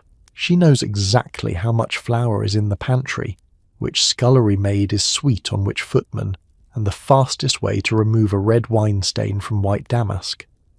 Her word on matters of cleaning and comportment is final. A housekeeper with a sense of humour is a rare blessing. A housekeeper without one inspires terror. In the kitchen, the cook is a force of nature, loud, irritable, and wholly indispensable. The rest of the staff orbits her with caution, for the cook controls not only dinner, but also the mood of the entire household. If the soufflé falls or the roast burns, it can trigger a domino effect of panic, blame-shifting, and frantic cover-ups. In extreme cases, it can even cause the upstairs family to suspect that downstairs is not the harmonious, well-oiled machine it appears to be. Each maid, footman, and bootboy knows their role. Maids rise before dawn to light fires and polish silver. Footmen spend their days hauling coal, delivering messages and standing perfectly still during meals. The laundry maids, toiling in perpetual steam, have the best gossip. Nothing escapes their notice. Alliances form and dissolve over slights both real and imagined. The coveted role of lady's maid or valet is seen as the highest promotion. Competition is fierce, and sabotage, while frowned upon, is not unknown. Despite the hard work and rigid discipline, there's a sense of pride in service. Staff dinners are noisy affairs, laughter, bickering, and shared stories over hearty, if unremarkable, food. Birthdays are quietly celebrated, grievances aired after hours, and romances blossom in the glow of the kitchen fire or on forbidden late-night walks to the root cellar. Life is tough, but camaraderie makes it bearable. From below stairs, the family above seems equal parts absurd and unreachable.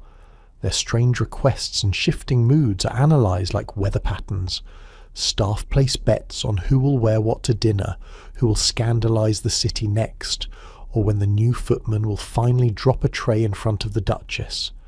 The family's dramas are retold with embellishments and much rolling of eyes, because nothing says job security like a household too busy with their own affairs to notice who's really running the show. And should disaster strike, be it a burnt pudding, a missing cufflink, or the aforementioned soufflé catastrophe, the staff closes ranks. Mistakes are covered up, blame is cleverly redirected, and order is restored by supper. Because in the world below stairs, survival means teamwork, sharp wits, and the ability to carry 3 plates at once without a single jellied calamity hitting the marble floor. Evenings are for waltzing until your feet go numb and pretending you're not bored out of your mind. The masquerade ball is a sea of anonymity and accidental proposals. If you're not still dancing at sunrise, did you even attend? Nightfall in the Gilded Age signals the beginning of the real performance. Dinner is only the overture.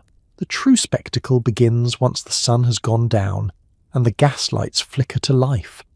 Invitations, engraved, scented, and delivered by hand, have been circulating for weeks, and the guest list is a game of social chess that leaves at least one family locked in a feud until Easter. The evening wardrobe requires hours of preparation, gowns stitched with imported lace, jackets tailored so sharply you risk injury, and accessories so heavy you could anchor a steamship with your necklace alone. Arriving at a ball is its own drama. Your carriage inches along in a glittering queue, wheels crunching on gravel while you make final adjustments to your gloves and rehearse the correct order for polite greetings. The entrance hall glows with 1,000 candles, and the nervous anticipation of seeing who has outdone whom, this time with more orchids, more musicians, and possibly a new marble statue flown in from Florence. Coat and hat are surrendered to a battalion of footmen, your name is announced at the top of the staircase, and you descend into a swirling world of music, laughter, and expertly concealed ennui. The waltz is the main event. It's elegant, it's endless, and it's a tactical operation for both romance and reputation. The order of partners is decided with military precision, and everyone knows the risks. Choose badly and you're locked into 3 minutes of awkward small talk and toe-related casualties. Choose well, and you may secure gossip rights for a month. Dance cards fill quickly, traded and guarded like winning lottery tickets. If you're lucky, you catch the orchestra during a particularly spirited polka, where chaos reigns and no one notices your left foot has gone rogue. Of course, nothing beats the masquerade. There's freedom in anonymity, a chance to slip behind a mask, don a mysterious accent, and risk scandal without ever being truly identified, until, inevitably, someone's mask slips, and all pretense dissolves into laughter and accusations. Costumes are outlandish. Marie Antoinette dances with a Viking, Cleopatra discusses poetry with Benjamin Franklin, and somewhere in the corner, a rogue pirate tries to sneak off with the dessert tray. Half the evening is spent asking, "Who are you, really?" The other half is spent hoping your own disguise holds up until the grand unmasking at midnight. Midnight comes and goes, but the party shows no sign of stopping. The supper room opens, offering oysters, champagne, and that most vital of Gilded Age commodities, cold chicken. Debates about the relative merits of sorbet flavours are interrupted only by the announcement of cotillions, tableaux vivants, and in rare cases, impromptu proposals, some intended, some entirely accidental and requiring swift intervention from a chaperone with nerves of steel. By 2 a.m, the true survivors remain. Ladies dabbing their foreheads with lace handkerchiefs, gentlemen leaning heavily on canes, and musicians playing the 6th encore with desperate determination. Eyes are glazed, feet are battered, and laughter becomes a little looser, the lines between sincerity and sarcasm blurring with every glass of punch. As dawn threatens, you realise that time has no meaning in this world of swirling skirts and spinning chandeliers. The orchestra plays its final notes, the masks come off for good, and the last carriages creak away into the pale blue morning. You return home exhausted, perfume mingling with fatigue, slippers dangling from your fingers, and the faint echo of laughter ringing in your ears. You've survived another night of gilded excess. Whether you made a new friend, started a new feud, or accidentally accepted a marriage proposal, you have succeeded in the one skill every Gilded Age socialite must master: staying conscious and fabulous until sunrise. And if you manage to enjoy yourself along the way, well, that's just icing on the midnight cake. Travelling means bringing 20 suitcases, 3 poodles and a portrait artist. Your private rail car has a chandelier. Steamship cabins are so luxurious, you might forget you're floating in a giant metal can, at least until someone's lobster escapes at dinner. In the Gilded Age, travel isn't just about getting from point A to point B. It's about the spectacle, the art of being seen crossing great distances with the same sense of entitlement you bring to your own marble staircase. Spontaneity is strictly forbidden. If you wish to visit Newport, you must first assemble a convoy of trunks, hat boxes, animal carriers, and a small battalion of staff. Packing itself is an ordeal that requires its own staff, one to inventory the gloves, another to wrangle the poodles, and a personal secretary to compose the necessary list of excuses to send to those you're snubbing by leaving town. The private rail car is the ultimate symbol of status. Gleaming and custom-appointed, it's less train car and more palace on wheels. There are velvet settees, Tiffany lamps, and a chandelier that swings with every jolt of the track. The dining table is set with bone china and sterling silver. Your chef presides over the kitchen at the rear, creating soufflés while the scenery flashes by at a shocking 30 miles per hour. There's a library stocked with novels, for show, a smoking room for brandy-fueled complaints about the state of the tracks, and a drawing room where you host the sort of teas that, frankly, only make sense when the floor is gently vibrating. Boarding a steamship is equally grand. The harbours swarm with porters, valets, governesses, and a few enterprising reporters eager to chronicle the latest chapter of your social saga. You ascend the gangplank in your best travelling clothes, pausing at the top for a photograph so future generations will know just how dashing you looked in a veil the size of a bridal tent. Your stateroom rivals the square footage of a modest New York apartment, complete with gilt mirrors, Turkish rugs, and naturally a brass bed so bouncy you could launch a small child to France. Days at sea are filled with amusements designed to prevent even a moment of introspection. There are concerts and lectures, promenades on deck, where, rumour has it, one is judged not by wit but by the cut of one's travelling coat, and dinners so elaborate that the ship's lobster supply is in constant peril. If you're lucky, you'll only have to flee one or two escaped crustaceans during your voyage. The ship's chef, desperate to outdo the competition, might even carve the day's menu in ice, a spectacle for the eyes, if not always for the palate. Of course, travel at this level isn't without its hazards. A strong headwind might delay your arrival, causing chaos with your schedule of carefully choreographed social calls. Trunks might go missing, forcing you to wear yesterday's hat, a scandal worthy of its own society column. Seasickness is considered so gauche that most people simply refuse to acknowledge it, instead turning a delicate shade of chartreuse while insisting that the air is simply bracing. On arrival, your retinue springs into action. The poodles are brushed and beribboned, the portrait artist unpacks his easel, and the footmen erect a barricade of luggage so that you can make your grand entrance unflustered. The local press is notified, acquaintances alerted, and your hostess awaits, ready to judge whether your travel attire has withstood the rigours of luxury transportation. In the end, travel in the Gilded Age is an endurance sport masquerading as a leisure activity. It's about proving you can conquer both distance and discomfort with grace, elegance, and the right set of matching trunks.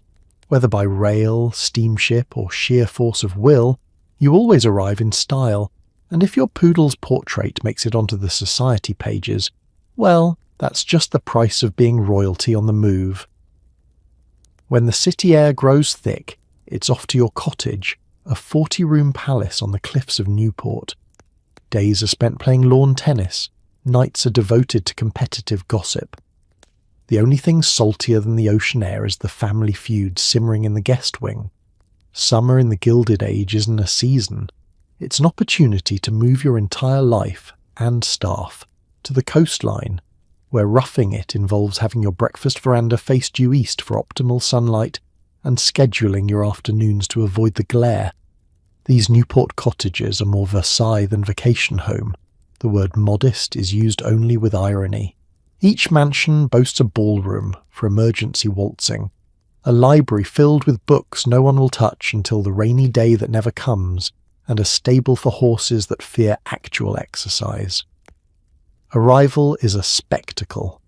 Carriages line the drive, porters scramble with trunks, and the local florist faints at the sight of your order for 7 dozen hydrangeas, 3 times a week.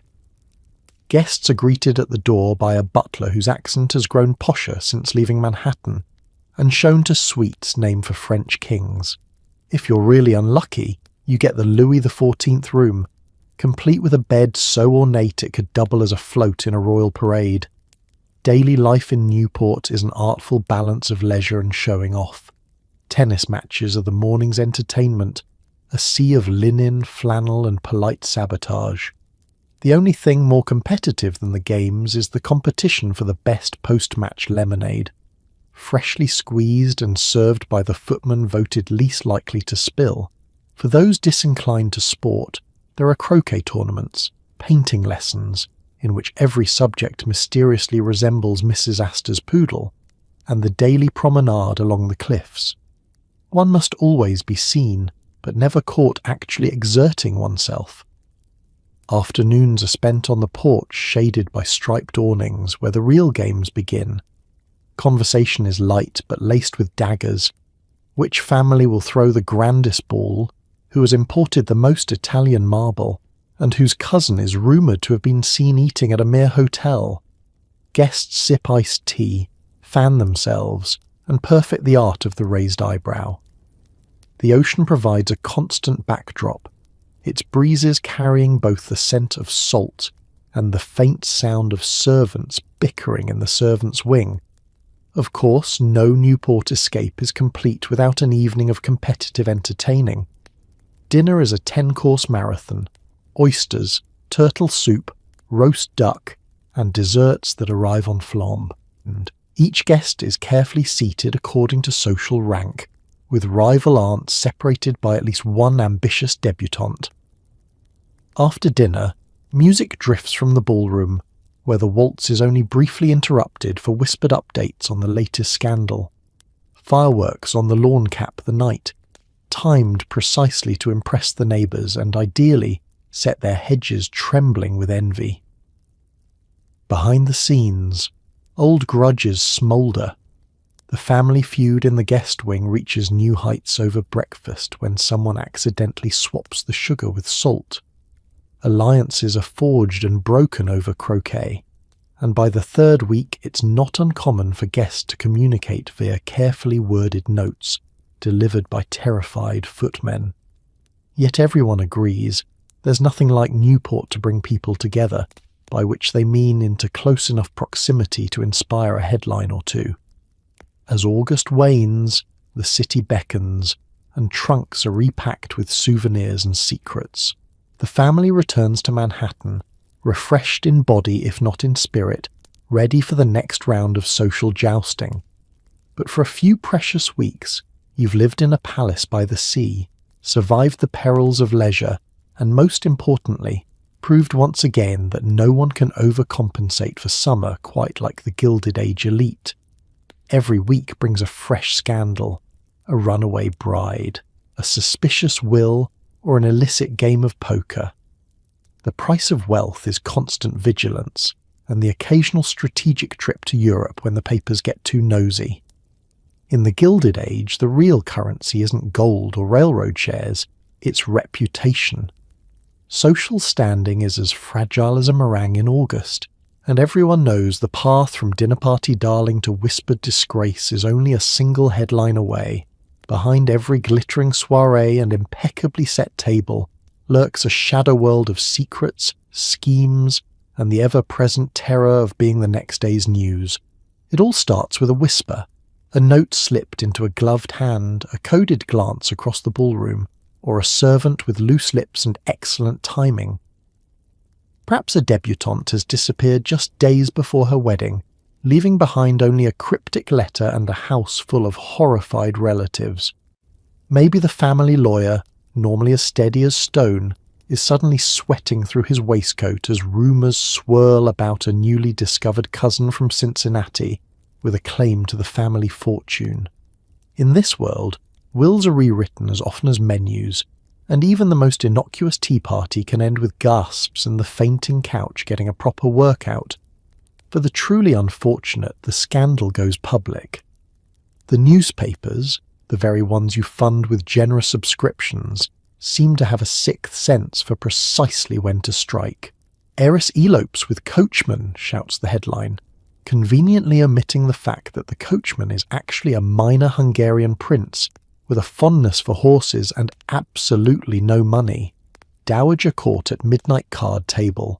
Another paper crows, featuring your aunt in a surprisingly candid sketch, looking half pleased, half terrified, and entirely guilty of winning the family silver at whist. The wealthy, naturally, have their strategies for survival. Some scandals are smothered before they reach daylight, hushed up with a judicious donation to a favoured charity, or erased from the record by a discreet editor with a fondness for imported cigars. Others are simply endured, their damage mitigated with swift denials and the tried-and-true tactic of sending the offending party on an extended continental tour. Nothing cools gossip quite like a few months on the Riviera and a conveniently vague address in Paris. Occasionally, the scandal is too delicious to be contained. Dinner parties buzz with speculation, fans flutter faster, and invitations to your home dry up overnight. Social ruin, when it comes, is swift and absolute. Families that once dined at the head of the table find themselves quietly shuffled to the shadows, nodding politely at those who still deign to acknowledge them. The children, once assured of the best matches and the finest prospects, are left to fend for themselves, their family's good name now a cautionary tale whispered in the nursery. Yet for all the risk, there's a strange camaraderie in the world of high society scandal. Everyone has something to hide. Everyone has skirted disaster at least once, or knows someone who has. The smart ones collect favours and secrets like fine jewellery, exchanging them as social currency. One well-timed revelation can revive a faded reputation. One slip of the tongue can ruin a rival's season. The most powerful among you are those who know where all the skeletons are hidden, and occasionally dust one off just to remind the others. By the end of the week, as a new scandal begins to brew and the old ones fade to legend, you understand the unspoken rule of the Gilded Age. Wealth can buy you privacy, but it can't buy you immunity. So you keep your secrets close, your allies closer, and your travel trunks packed for an emergency getaway to Europe, just in case the next poker game gets out of hand. And if you ever do find yourself the talk of the town, take heart. In this world, infamy fades almost as quickly as a guest's memory of who spilled red wine on the ballroom carpet. Survival depends not on perfection, but on a good story, a clever escape, and the ability to reappear, eventually, looking unbothered, unscathed, and above all perfectly dressed. It turns out even millionaires can wake up broke. One bad day on Wall Street and suddenly you're auctioning off your silver hairbrushes. Despair is best faced with champagne and denial, and maybe selling a cousin or two to the Vanderbilts. The Gilded Age is famous for excess, but it's equally famous for the spectacular speed with which fortunes could evaporate. The New York Stock Exchange is less a marketplace and more a carnival of risk. 1 minute your family fortune is secure, and the next you're clinging to the last monogrammed pillow as the servants eye the silverware with entrepreneurial zeal. Rumours of panic travel faster than telegrams. You might start the day with 3 townhouses and a yacht named Serenity, and end it wondering whether you can trade your best poodle for train fare to Newport. It always begins with whispers. A railroad collapses. A copper baron sneezes in the wrong direction. Suddenly, respectable men are sprinting down Wall Street, bowler hats askew, clutching ticker tape like life preservers. You read the headlines with a mixture of dread and disbelief. Panic on the exchange, fortunes lost overnight, society in turmoil, dinner party still on for Thursday. Your banker, who yesterday radiated calm competence, now appears at your front door sweating through his cravat, clutching a ledger and mumbling about liquidity. In the face of disaster, denial is the first line of defence. The staff is instructed to maintain all routines as if nothing is wrong. The butler polishes the silver more vigorously than ever, secretly wondering if he'll soon own it, and the cook serves oysters as usual, though with a slightly resentful slant. Your spouse proposes economising, perhaps by forgoing the imported roses this week, or switching to domestic champagne, gasp. Every letter from the bank is treated like a hand grenade, opened slowly, read with stoic calm, then promptly locked away in the desk until the next round of optimism. When the inevitable arrives, margin calls, foreclosure notices, a for sale sign discreetly placed behind the rose bushes, the real performance begins. Family heirlooms are inventoried with tears and accusations. Aunt Mild, of course, no one faces ruin without a stiff upper lip and a chilled glass. Champagne is poured liberally, toasts made to better days ahead, and every meal is treated as a farewell feast. You remind yourself that everyone in this world is just one bad investment away from catastrophe. Even the Vanderbilts had their lean years, or so you comfort yourself while calculating the silver content of the family flatware. If you're lucky, or just stubborn, you might claw your way back, thanks to a timely inheritance, a business gamble that miraculously pays off, or the benevolence of an old friend. Sometimes a single party, hosted with your last remaining funds, can reboot your social standing, provided the wine flows and no one mentions bankruptcy louder than a whisper. Other times you accept your fate, sell the yacht, and reinvent yourself as a European traveller, sending home sun-drenched postcards and tales of exotic adventure that ideally distract everyone from your absence at next season's balls. Survival in a financial panic is an art form, equal parts optimism, resourcefulness, and selective memory. You may lose a yacht, a townhouse, or your favourite seat at the opera, but as long as you keep your dignity, and at least one poodle, you haven't lost everything. In the Gilded Age, fortunes may crumble, but the real elite know how to weather the storm, with style, a little scheming, and the unwavering hope that tomorrow the market might just smile on them again. Eventually you grow old by Gilded Age standards, that means 52, and start pondering your legacy. Do you endow a university, build a hospital, or just commission the largest mausoleum in the cemetery, complete with marble angels and a bench for people to sit and admire your money long after you're gone? In a world obsessed with status and spectacle, even growing old is a performance. Retirement, in the sense of slippers and a quiet porch, is unthinkable. Instead, you shift your energies from balls and business deals to the pursuit of immortality, if not in body, then at least in name, and a conspicuously extravagant marble vault. Suddenly, philanthropy feels less like a seasonal pastime and more like an existential investment strategy. The first sign of aging isn't the grey at your temples, or the fact that you can no longer see your feet beneath your waistcoat. It's the realization that your rivals are quietly founding libraries, funding orphanages, or having wings of art museums named after them. The arms race for legacy kicks off with a charitable endowment, preferably something that gets your portrait hung in a gilded frame beside a plaque engraved with your achievements, and just a hint of revisionist history. You attend unveiling ceremonies with a dignified smile, applauding as yet another hospital wing is named for your neighbour's wife. At home, the family gathers around the drawing room fire, debating whether to donate the old carriage to the city's fledgling museum, or perhaps bankroll a fountain in the park, a fountain shaped naturally like your family crest.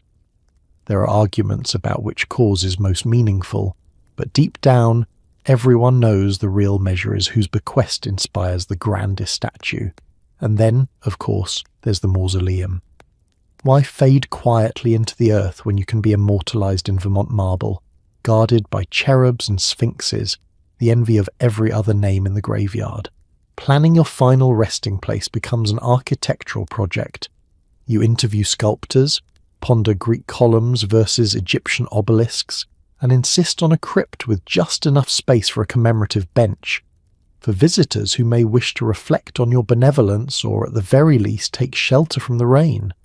Old age is not without its rituals. You write your memoirs, painstakingly edited by a secretary who discreetly omits the poker scandals and the disastrous Turkey incident of 1879. You consult the family lawyer about trusts, annuities, and making sure that none of your least favourite nephews ever see a penny. You revisit the great rooms of your home, leaving stern notes on the backs of oil paintings. Never sell this unless absolutely necessary, or unless the Astors do it first. There are benefits to seniority. You can finally claim the comfiest chair at the club, dispense advice that is received with reverence, or at least polite boredom, and recount tales of the good old days when fortunes were made, lost, and made again, all before the invention of electric light. Grandchildren orbit your chair, alternately fascinated and bewildered by your tales of a world with stricter dress codes and looser morals. Yet beneath the bluster, there's a quiet reckoning. You reflect on the people you've outlasted, the feuds left unresolved, and the parties that still haunt your dreams. You hope your children will remember your wisdom, your spouse will forget your indiscretions, and the city will pronounce your name correctly when unveiling the grand archway you funded at the train station. As the sun sets on your gilded age, your legacy is a patchwork of marble, endowments, and stories, some true, some wildly embellished. You may not know what the next century will bring, but you rest easy knowing your name will echo in ballrooms, libraries, and yes, in the shadow of your very grand, slightly ostentatious mausoleum. After all, in the Gilded Age, the only true retirement plan is being remembered, preferably in stone, with an angel or two looking suitably impressed. There are exclusive clubs, and then there are Gilded Age private clubs, where the only thing thicker than the cigar smoke is the family pedigree required for admission. You're ushered in by a doorman who's been judging people since the Lincoln administration. Inside, gentlemen, and absolutely no ladies, heaven forbid, recline in red leather chairs, trading rumours, brandy, and mutual distrust. The menu, roast beef, politics, and the slow erosion of democracy, all before noon. The private club is the ultimate fortress of exclusivity. To get in, you need more than money. You need the right name, the right sponsor, and preferably a portrait of your great-grandfather hanging somewhere in the library. The membership process is shrouded in more secrecy than most covert government operations. Black balls are cast, sponsors write letters, and, occasionally, a rival family is quietly blacklisted for a generation because someone once ordered a gin and tonic before lunch. Upon arrival, you surrender your hat, your dignity, and your last hope of fresh air. The air in the reading room is dense with cigar smoke, a scent so potent it seeps into your waistcoat and follows you home like a determined creditor. Waiters glide silently, bearing trays of strong coffee and stronger opinions. The decor is intimidating, mahogany panelling, hunting trophies glaring from the walls, and portraits of past presidents who all seem to be silently judging your posture. Seating is strictly hierarchical. The best armchairs, worn to perfection by decades of strategic lounging, are reserved for the oldest and most cantankerous members. Newcomers find themselves perched on the edge of sofas, balancing teacups and social anxieties, hoping for a nod of approval from a senior member. Conversation is a blend of gossip, politics, and gentle mockery, each topic tossed about with the careful calculation of a chess grandmaster. No subject is too grand, too petty, or too irrelevant for spirited debate, provided, of course, it never strays into unseemly territory, meaning anything that might force someone to admit to actual emotion. The dining room is its own kingdom, presided over by a head waiter with the memory of an elephant and the manners of a duchess. Lunch is always heavy. Slabs of roast beef, Yorkshire pudding, creamed spinach, and the kind of pudding that requires an engineering degree to slice. The food is traditional, the portions generous, and the conversation rarely more modern than 1875. The only thing fresher than the rolls is the supply of scandal, delivered in low voices over the second helping of brandy sauce. After lunch, the real business of the club begins. The slow, steady exchange of favours, information, and the occasional backhanded compliment. Gentlemen lean close, murmuring about stocks, city contracts, and who's in danger of being cut dead at next week's ball. If you're lucky, you'll overhear the beginnings of a new alliance, or the end of an old one, formed and broken over a game of billiards played in a haze of pipe smoke and wounded pride. And then, of course, there are the rituals. The annual elections for club president, the debate over whether to admit someone whose money smells suspiciously new, and the sacred tradition of reciting the club's history, a bridge to skip the more embarrassing moments. Rumour has it that somewhere deep in the wine cellar, a secret room is reserved for the inner circle, a place where the most delicate negotiations are hammered out over glasses of port older than most members. Outside, the city pulses with change, but inside the club, time stands still. The world of railroads, telegraphs, and suffragettes can wait. Here, all that matters is the next round of drinks, the comfort of tradition, and the endless, mildly hostile companionship of your fellow clubmen. You emerge hours later, lungs full of heritage, suit full of smoke, and mind brimming with the kind of stories that never make the papers. In the Gilded Age, private clubs aren't just sanctuaries, they're theatres where the real dramas of old money play out, away from prying eyes and the fresh air of progress. When your house has more rooms than you have friends, you need somewhere to hide from Aunt Gertrude or the taxman. Welcome to the world of secret staircases, disguised doors, and entire billiard rooms tucked behind revolving bookcases. It's all fun and games until a guest disappears for 3 days and emerges from the wine cellar claiming to have found enlightenment and a rare vintage. In the Gilded Age, privacy is both a necessity and a status symbol. What's the point of having a 40-room mansion if every single room is visible from the main hallway? No, true wealth is measured not just in chandeliers and imported marble, but in the elaborate labyrinth hidden just behind the respectable velvet drapes. Every self-respecting tycoon hires at least one architect with a suspicious fondness for trapdoors and, ideally, a flair for dramatic escapes. It all starts innocently enough, a hidden closet to store the good china, or a service corridor for maids to avoid being seen carrying chamber pots through polite society.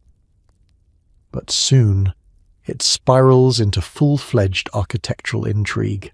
Sliding panels become de rigueur, and there's always at least one door disguised as a bookshelf, complete with a lever hidden behind the complete works of Pliny the Elder. Pull the wrong volume, and suddenly you're tumbling into a secret study where half-finished letters and a stash of emergency brandy await. Every respectable mansion hosts a treasure trove of secret rooms with questionable purposes. There's the gentleman's retreat behind the library, where business is conducted over cigars and nervous whispers. The music room, so acoustically perfect that you could scream at the top of your lungs and only the family cat would take notice. And the fabled hidden billiard room, legendary among guests who mysteriously vanish mid-evening and return with tales of clandestine poker games and enough gossip to fuel the next 3 social seasons. Of course, there are practical uses. When scandal looms, be it an uninvited reporter, an awkward second cousin, or the aforementioned taxman, a concealed passage is worth its weight in gold. The master of the house simply vanishes through a trick mirror, only to reappear hours later in the conservatory, humming nonchalantly and claiming to have been overseeing the orchids. Children grow up believing every wall has a secret, and more than one family feud is settled through a heated foot race down a hidden staircase. Not all secrets are so innocent. Rumour has it certain families maintain emergency exits for discreet departures to waiting carriages, used when polite conversation takes a turn or when an overzealous suitor needs to be gently redirected. Some mansions boast hidden cellars, perfect for storing the kind of contraband, or relatives, best kept out of sight during prohibition or family gatherings. There are even stories, unconfirmed naturally of entire dining rooms designed to be walled off at a moment's notice, so that an unwanted guest can be quietly forgotten until the next holiday. For guests, exploring these mysteries is half the fun. After a glass or two of champagne, someone inevitably gets lost trying to find the powder room and stumbles into a secret passage. The search for the legendary lost door becomes a party game. Occasionally a visitor is truly misplaced for a day or two, only to be found happily sampling rare wines or sleeping off the world's most luxurious game of hide and seek. The staff, of course, knows all the shortcuts and delights in dropping cryptic hints, just enough to keep the household on its toes. In the end, secret passages and hidden rooms are more than just architectural curiosities. They're a playful, extravagant answer to the age-old problem of too much house and not enough privacy. They offer escape, adventure, and, for the truly daring, a place to hide when the conversation turns to estate taxes. In the Gilded Age, privacy isn't a necessity for the poor. It's a delightful game for the rich. Christmas in a Gilded Age mansion is less Silent Night and more. Let's see if the tree will hold 200 glass ornaments and a live peacock. Every holiday is an arms race of imported baubles, towering cakes, and so many candles. It's amazing anything survived to New Year's. Meanwhile, servants are roped into amateur theatrics, and at least one uncle always gets stuck inside a papier-mâché turkey. To begin with, holiday preparation starts sometime in early November, right after the last guest has been politely evicted from your summer cottage. The head butler draws up a checklist long enough to make a general weep, and the household is mobilized into a flurry of festive activity. The florist is tasked with transforming the staircase into a botanical wonderland, and the housekeeper can be heard muttering darkly about pine needles in the carpets until Valentine's Day. Meanwhile, a team of footmen is dispatched to source the largest tree this side of Quebec, with strict orders not to return unless it requires a block and tackle to manoeuvre through the front door. Decorating the tree is a full-contact sport. The family gathers in the drawing room, each person competing for the most outrageous ornament. Aunt Edith contributes a glass pickle she claims is a German tradition. Your mother insists on stringing pearls, and the children, supervised by the nursery maid, attempt to sneak cookies onto the lower branches. At some point, someone suggests live animals for authenticity, which is how the peacock comes to be perched, slightly bewildered, above the manger scene. The kitchen becomes a war zone. The cook leads an army of apron-clad assistants in constructing gingerbread houses large enough to rent out as guest quarters. Cakes rise and collapse with dramatic flair, and the annual pudding steaming is regarded as both a family tradition and a public safety hazard.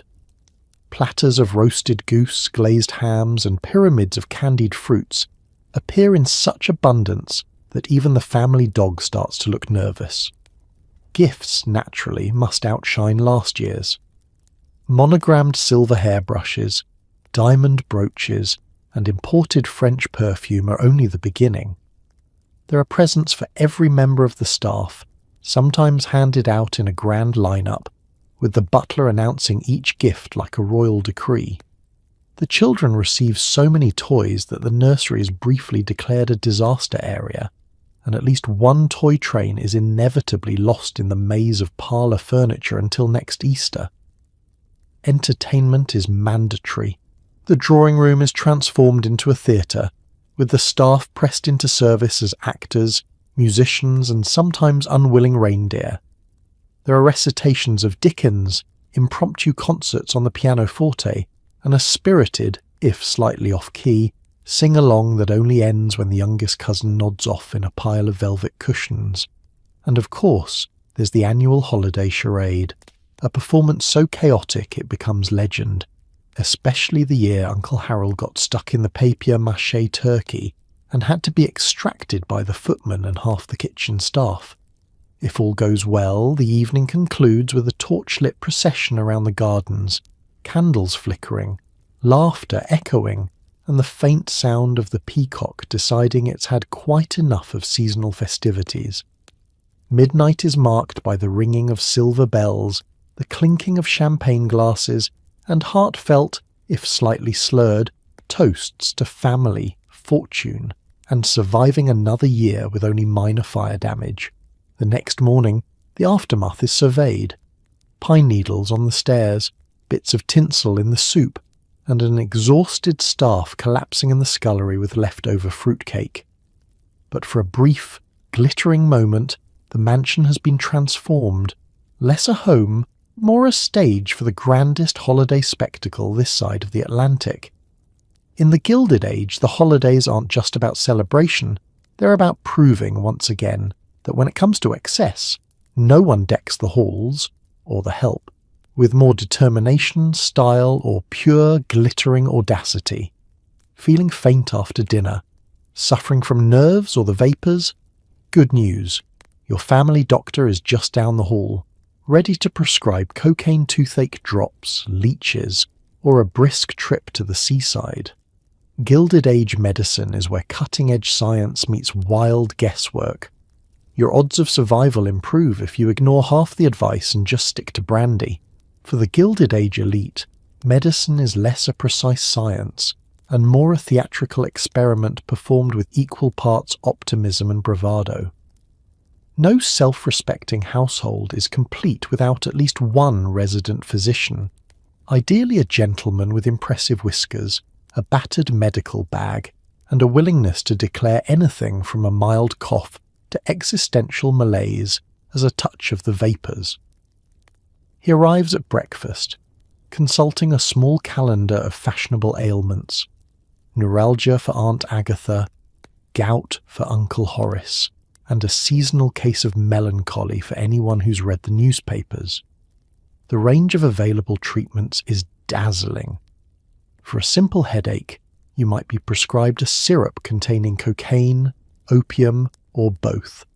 A miracle cure that relieves all pain while sparking an alarming enthusiasm for reciting poetry and reorganizing the parlour. Toothache. Your doctor recommends a dab of cocaine on the gums, followed by a hearty claret rinse. Insomnia. Laudanum before bed, and if you're still awake, a stern lecture about the dangers of overexcitement. If you feel peaky, the solution is clear. Leeches. These slippery little miracle workers are dispatched with military precision to various limbs, while your physician explains at length how they rebalance the humours and draw out the badness. Bleeding in general remains a popular solution, though even the most devoted practitioners admit it's best not to look too closely at the results. Perhaps you're suffering from nerves, a diagnosis applied to any affliction not covered by gout, consumption, or stubbornness. The cure? A brisk trip to the seaside, of course. Fresh air, salt water, and complete boredom are the order of the day. You're encouraged to lie on the beach, fully dressed, drink mineral water of dubious origin, and write long, overwrought letters to friends back home. For more persistent symptoms, the doctor may suggest a visit to the Turkish baths, an electric shock treatment, or, if all else fails, a daily regimen of claret and avoidance of relatives. Occasionally, more modern therapies make an appearance. Electric belts, vibratory chairs, and galvanic baths are all the rage, guaranteed to cure everything from asthma to heartbreak, provided you don't mind being slightly electrocuted in the process. The less adventurous simply opt for a brisk walk in the fresh air or an ice bath, supervised by a butler who has seen enough to question the very notion of progress. The greatest peril, however, is not disease, but the sheer volume of conflicting advice.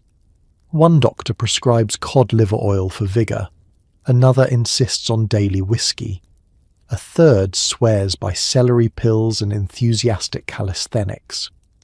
The family matriarch, meanwhile, believes all illness can be traced to wet feet and recommends woolen stockings, regardless of season or sense.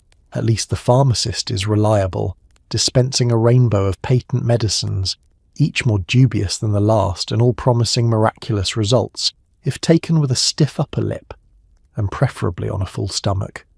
Surviving illness is a mix of luck, genetics, and knowing when to smile, nod, and quietly pour your tinctures down the drain.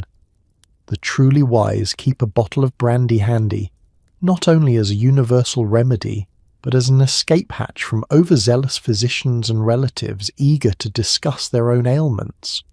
In the Gilded Age, medicine is a blend of high hopes and hilarious hazards. You might live to a ripe old age or succumb to a fit of the vapours during a dull dinner party.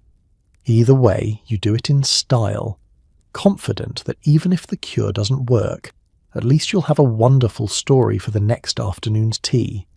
And so, you've survived a day in the Gilded Age. Barely. You made it through breakfast fit for emperors, dinner parties that doubled as gladiator matches, and the daily struggle to keep your top hat from blowing away in a strong breeze. Maybe your corset's a little too tight, maybe your fortune's evaporated in the latest stock panic, and maybe, just maybe, you never figured out which fork was for the salad. But hey, at least you didn't get lost in your own secret passage or accidentally buy a diamond collar for your neighbour's dog. Progress. It's easy to laugh at the excess and absurdity, to marvel at the poodles in tiaras and the gold-plated bathtubs. But beneath all the peacocking, there's a lesson written in velvet and spilled champagne. Even the filthy rich had their headaches, their private disasters, their midnight anxieties about whether their silver was polished enough to impress someone who'd already forgotten their name. All that glitters really isn't gold. It's often just stress with better lighting. So tonight, as you settle into your bed, maybe not carved from Italian marble, maybe not attended by 6 sleepy servants, but yours all the same, let yourself feel a little grateful. Grateful for quiet rooms, simple pleasures, hot showers, and pyjamas that don't require a team of experts. Whisper a thank you to those Gilded Age survivors who walked so we could run to the thermostat in the middle of the night and pour ourselves a glass of water without needing a butler's permission. Because history, even when gilded, is just people muddling through, clumsy, hopeful, stubborn, and occasionally absurd. If they could find a way to laugh through their own ridiculousness, surely so can we. Good night. May your dreams be lighter than your dinner, your burdens softer than your pillows, and your tomorrow just a little more comfortable than the past.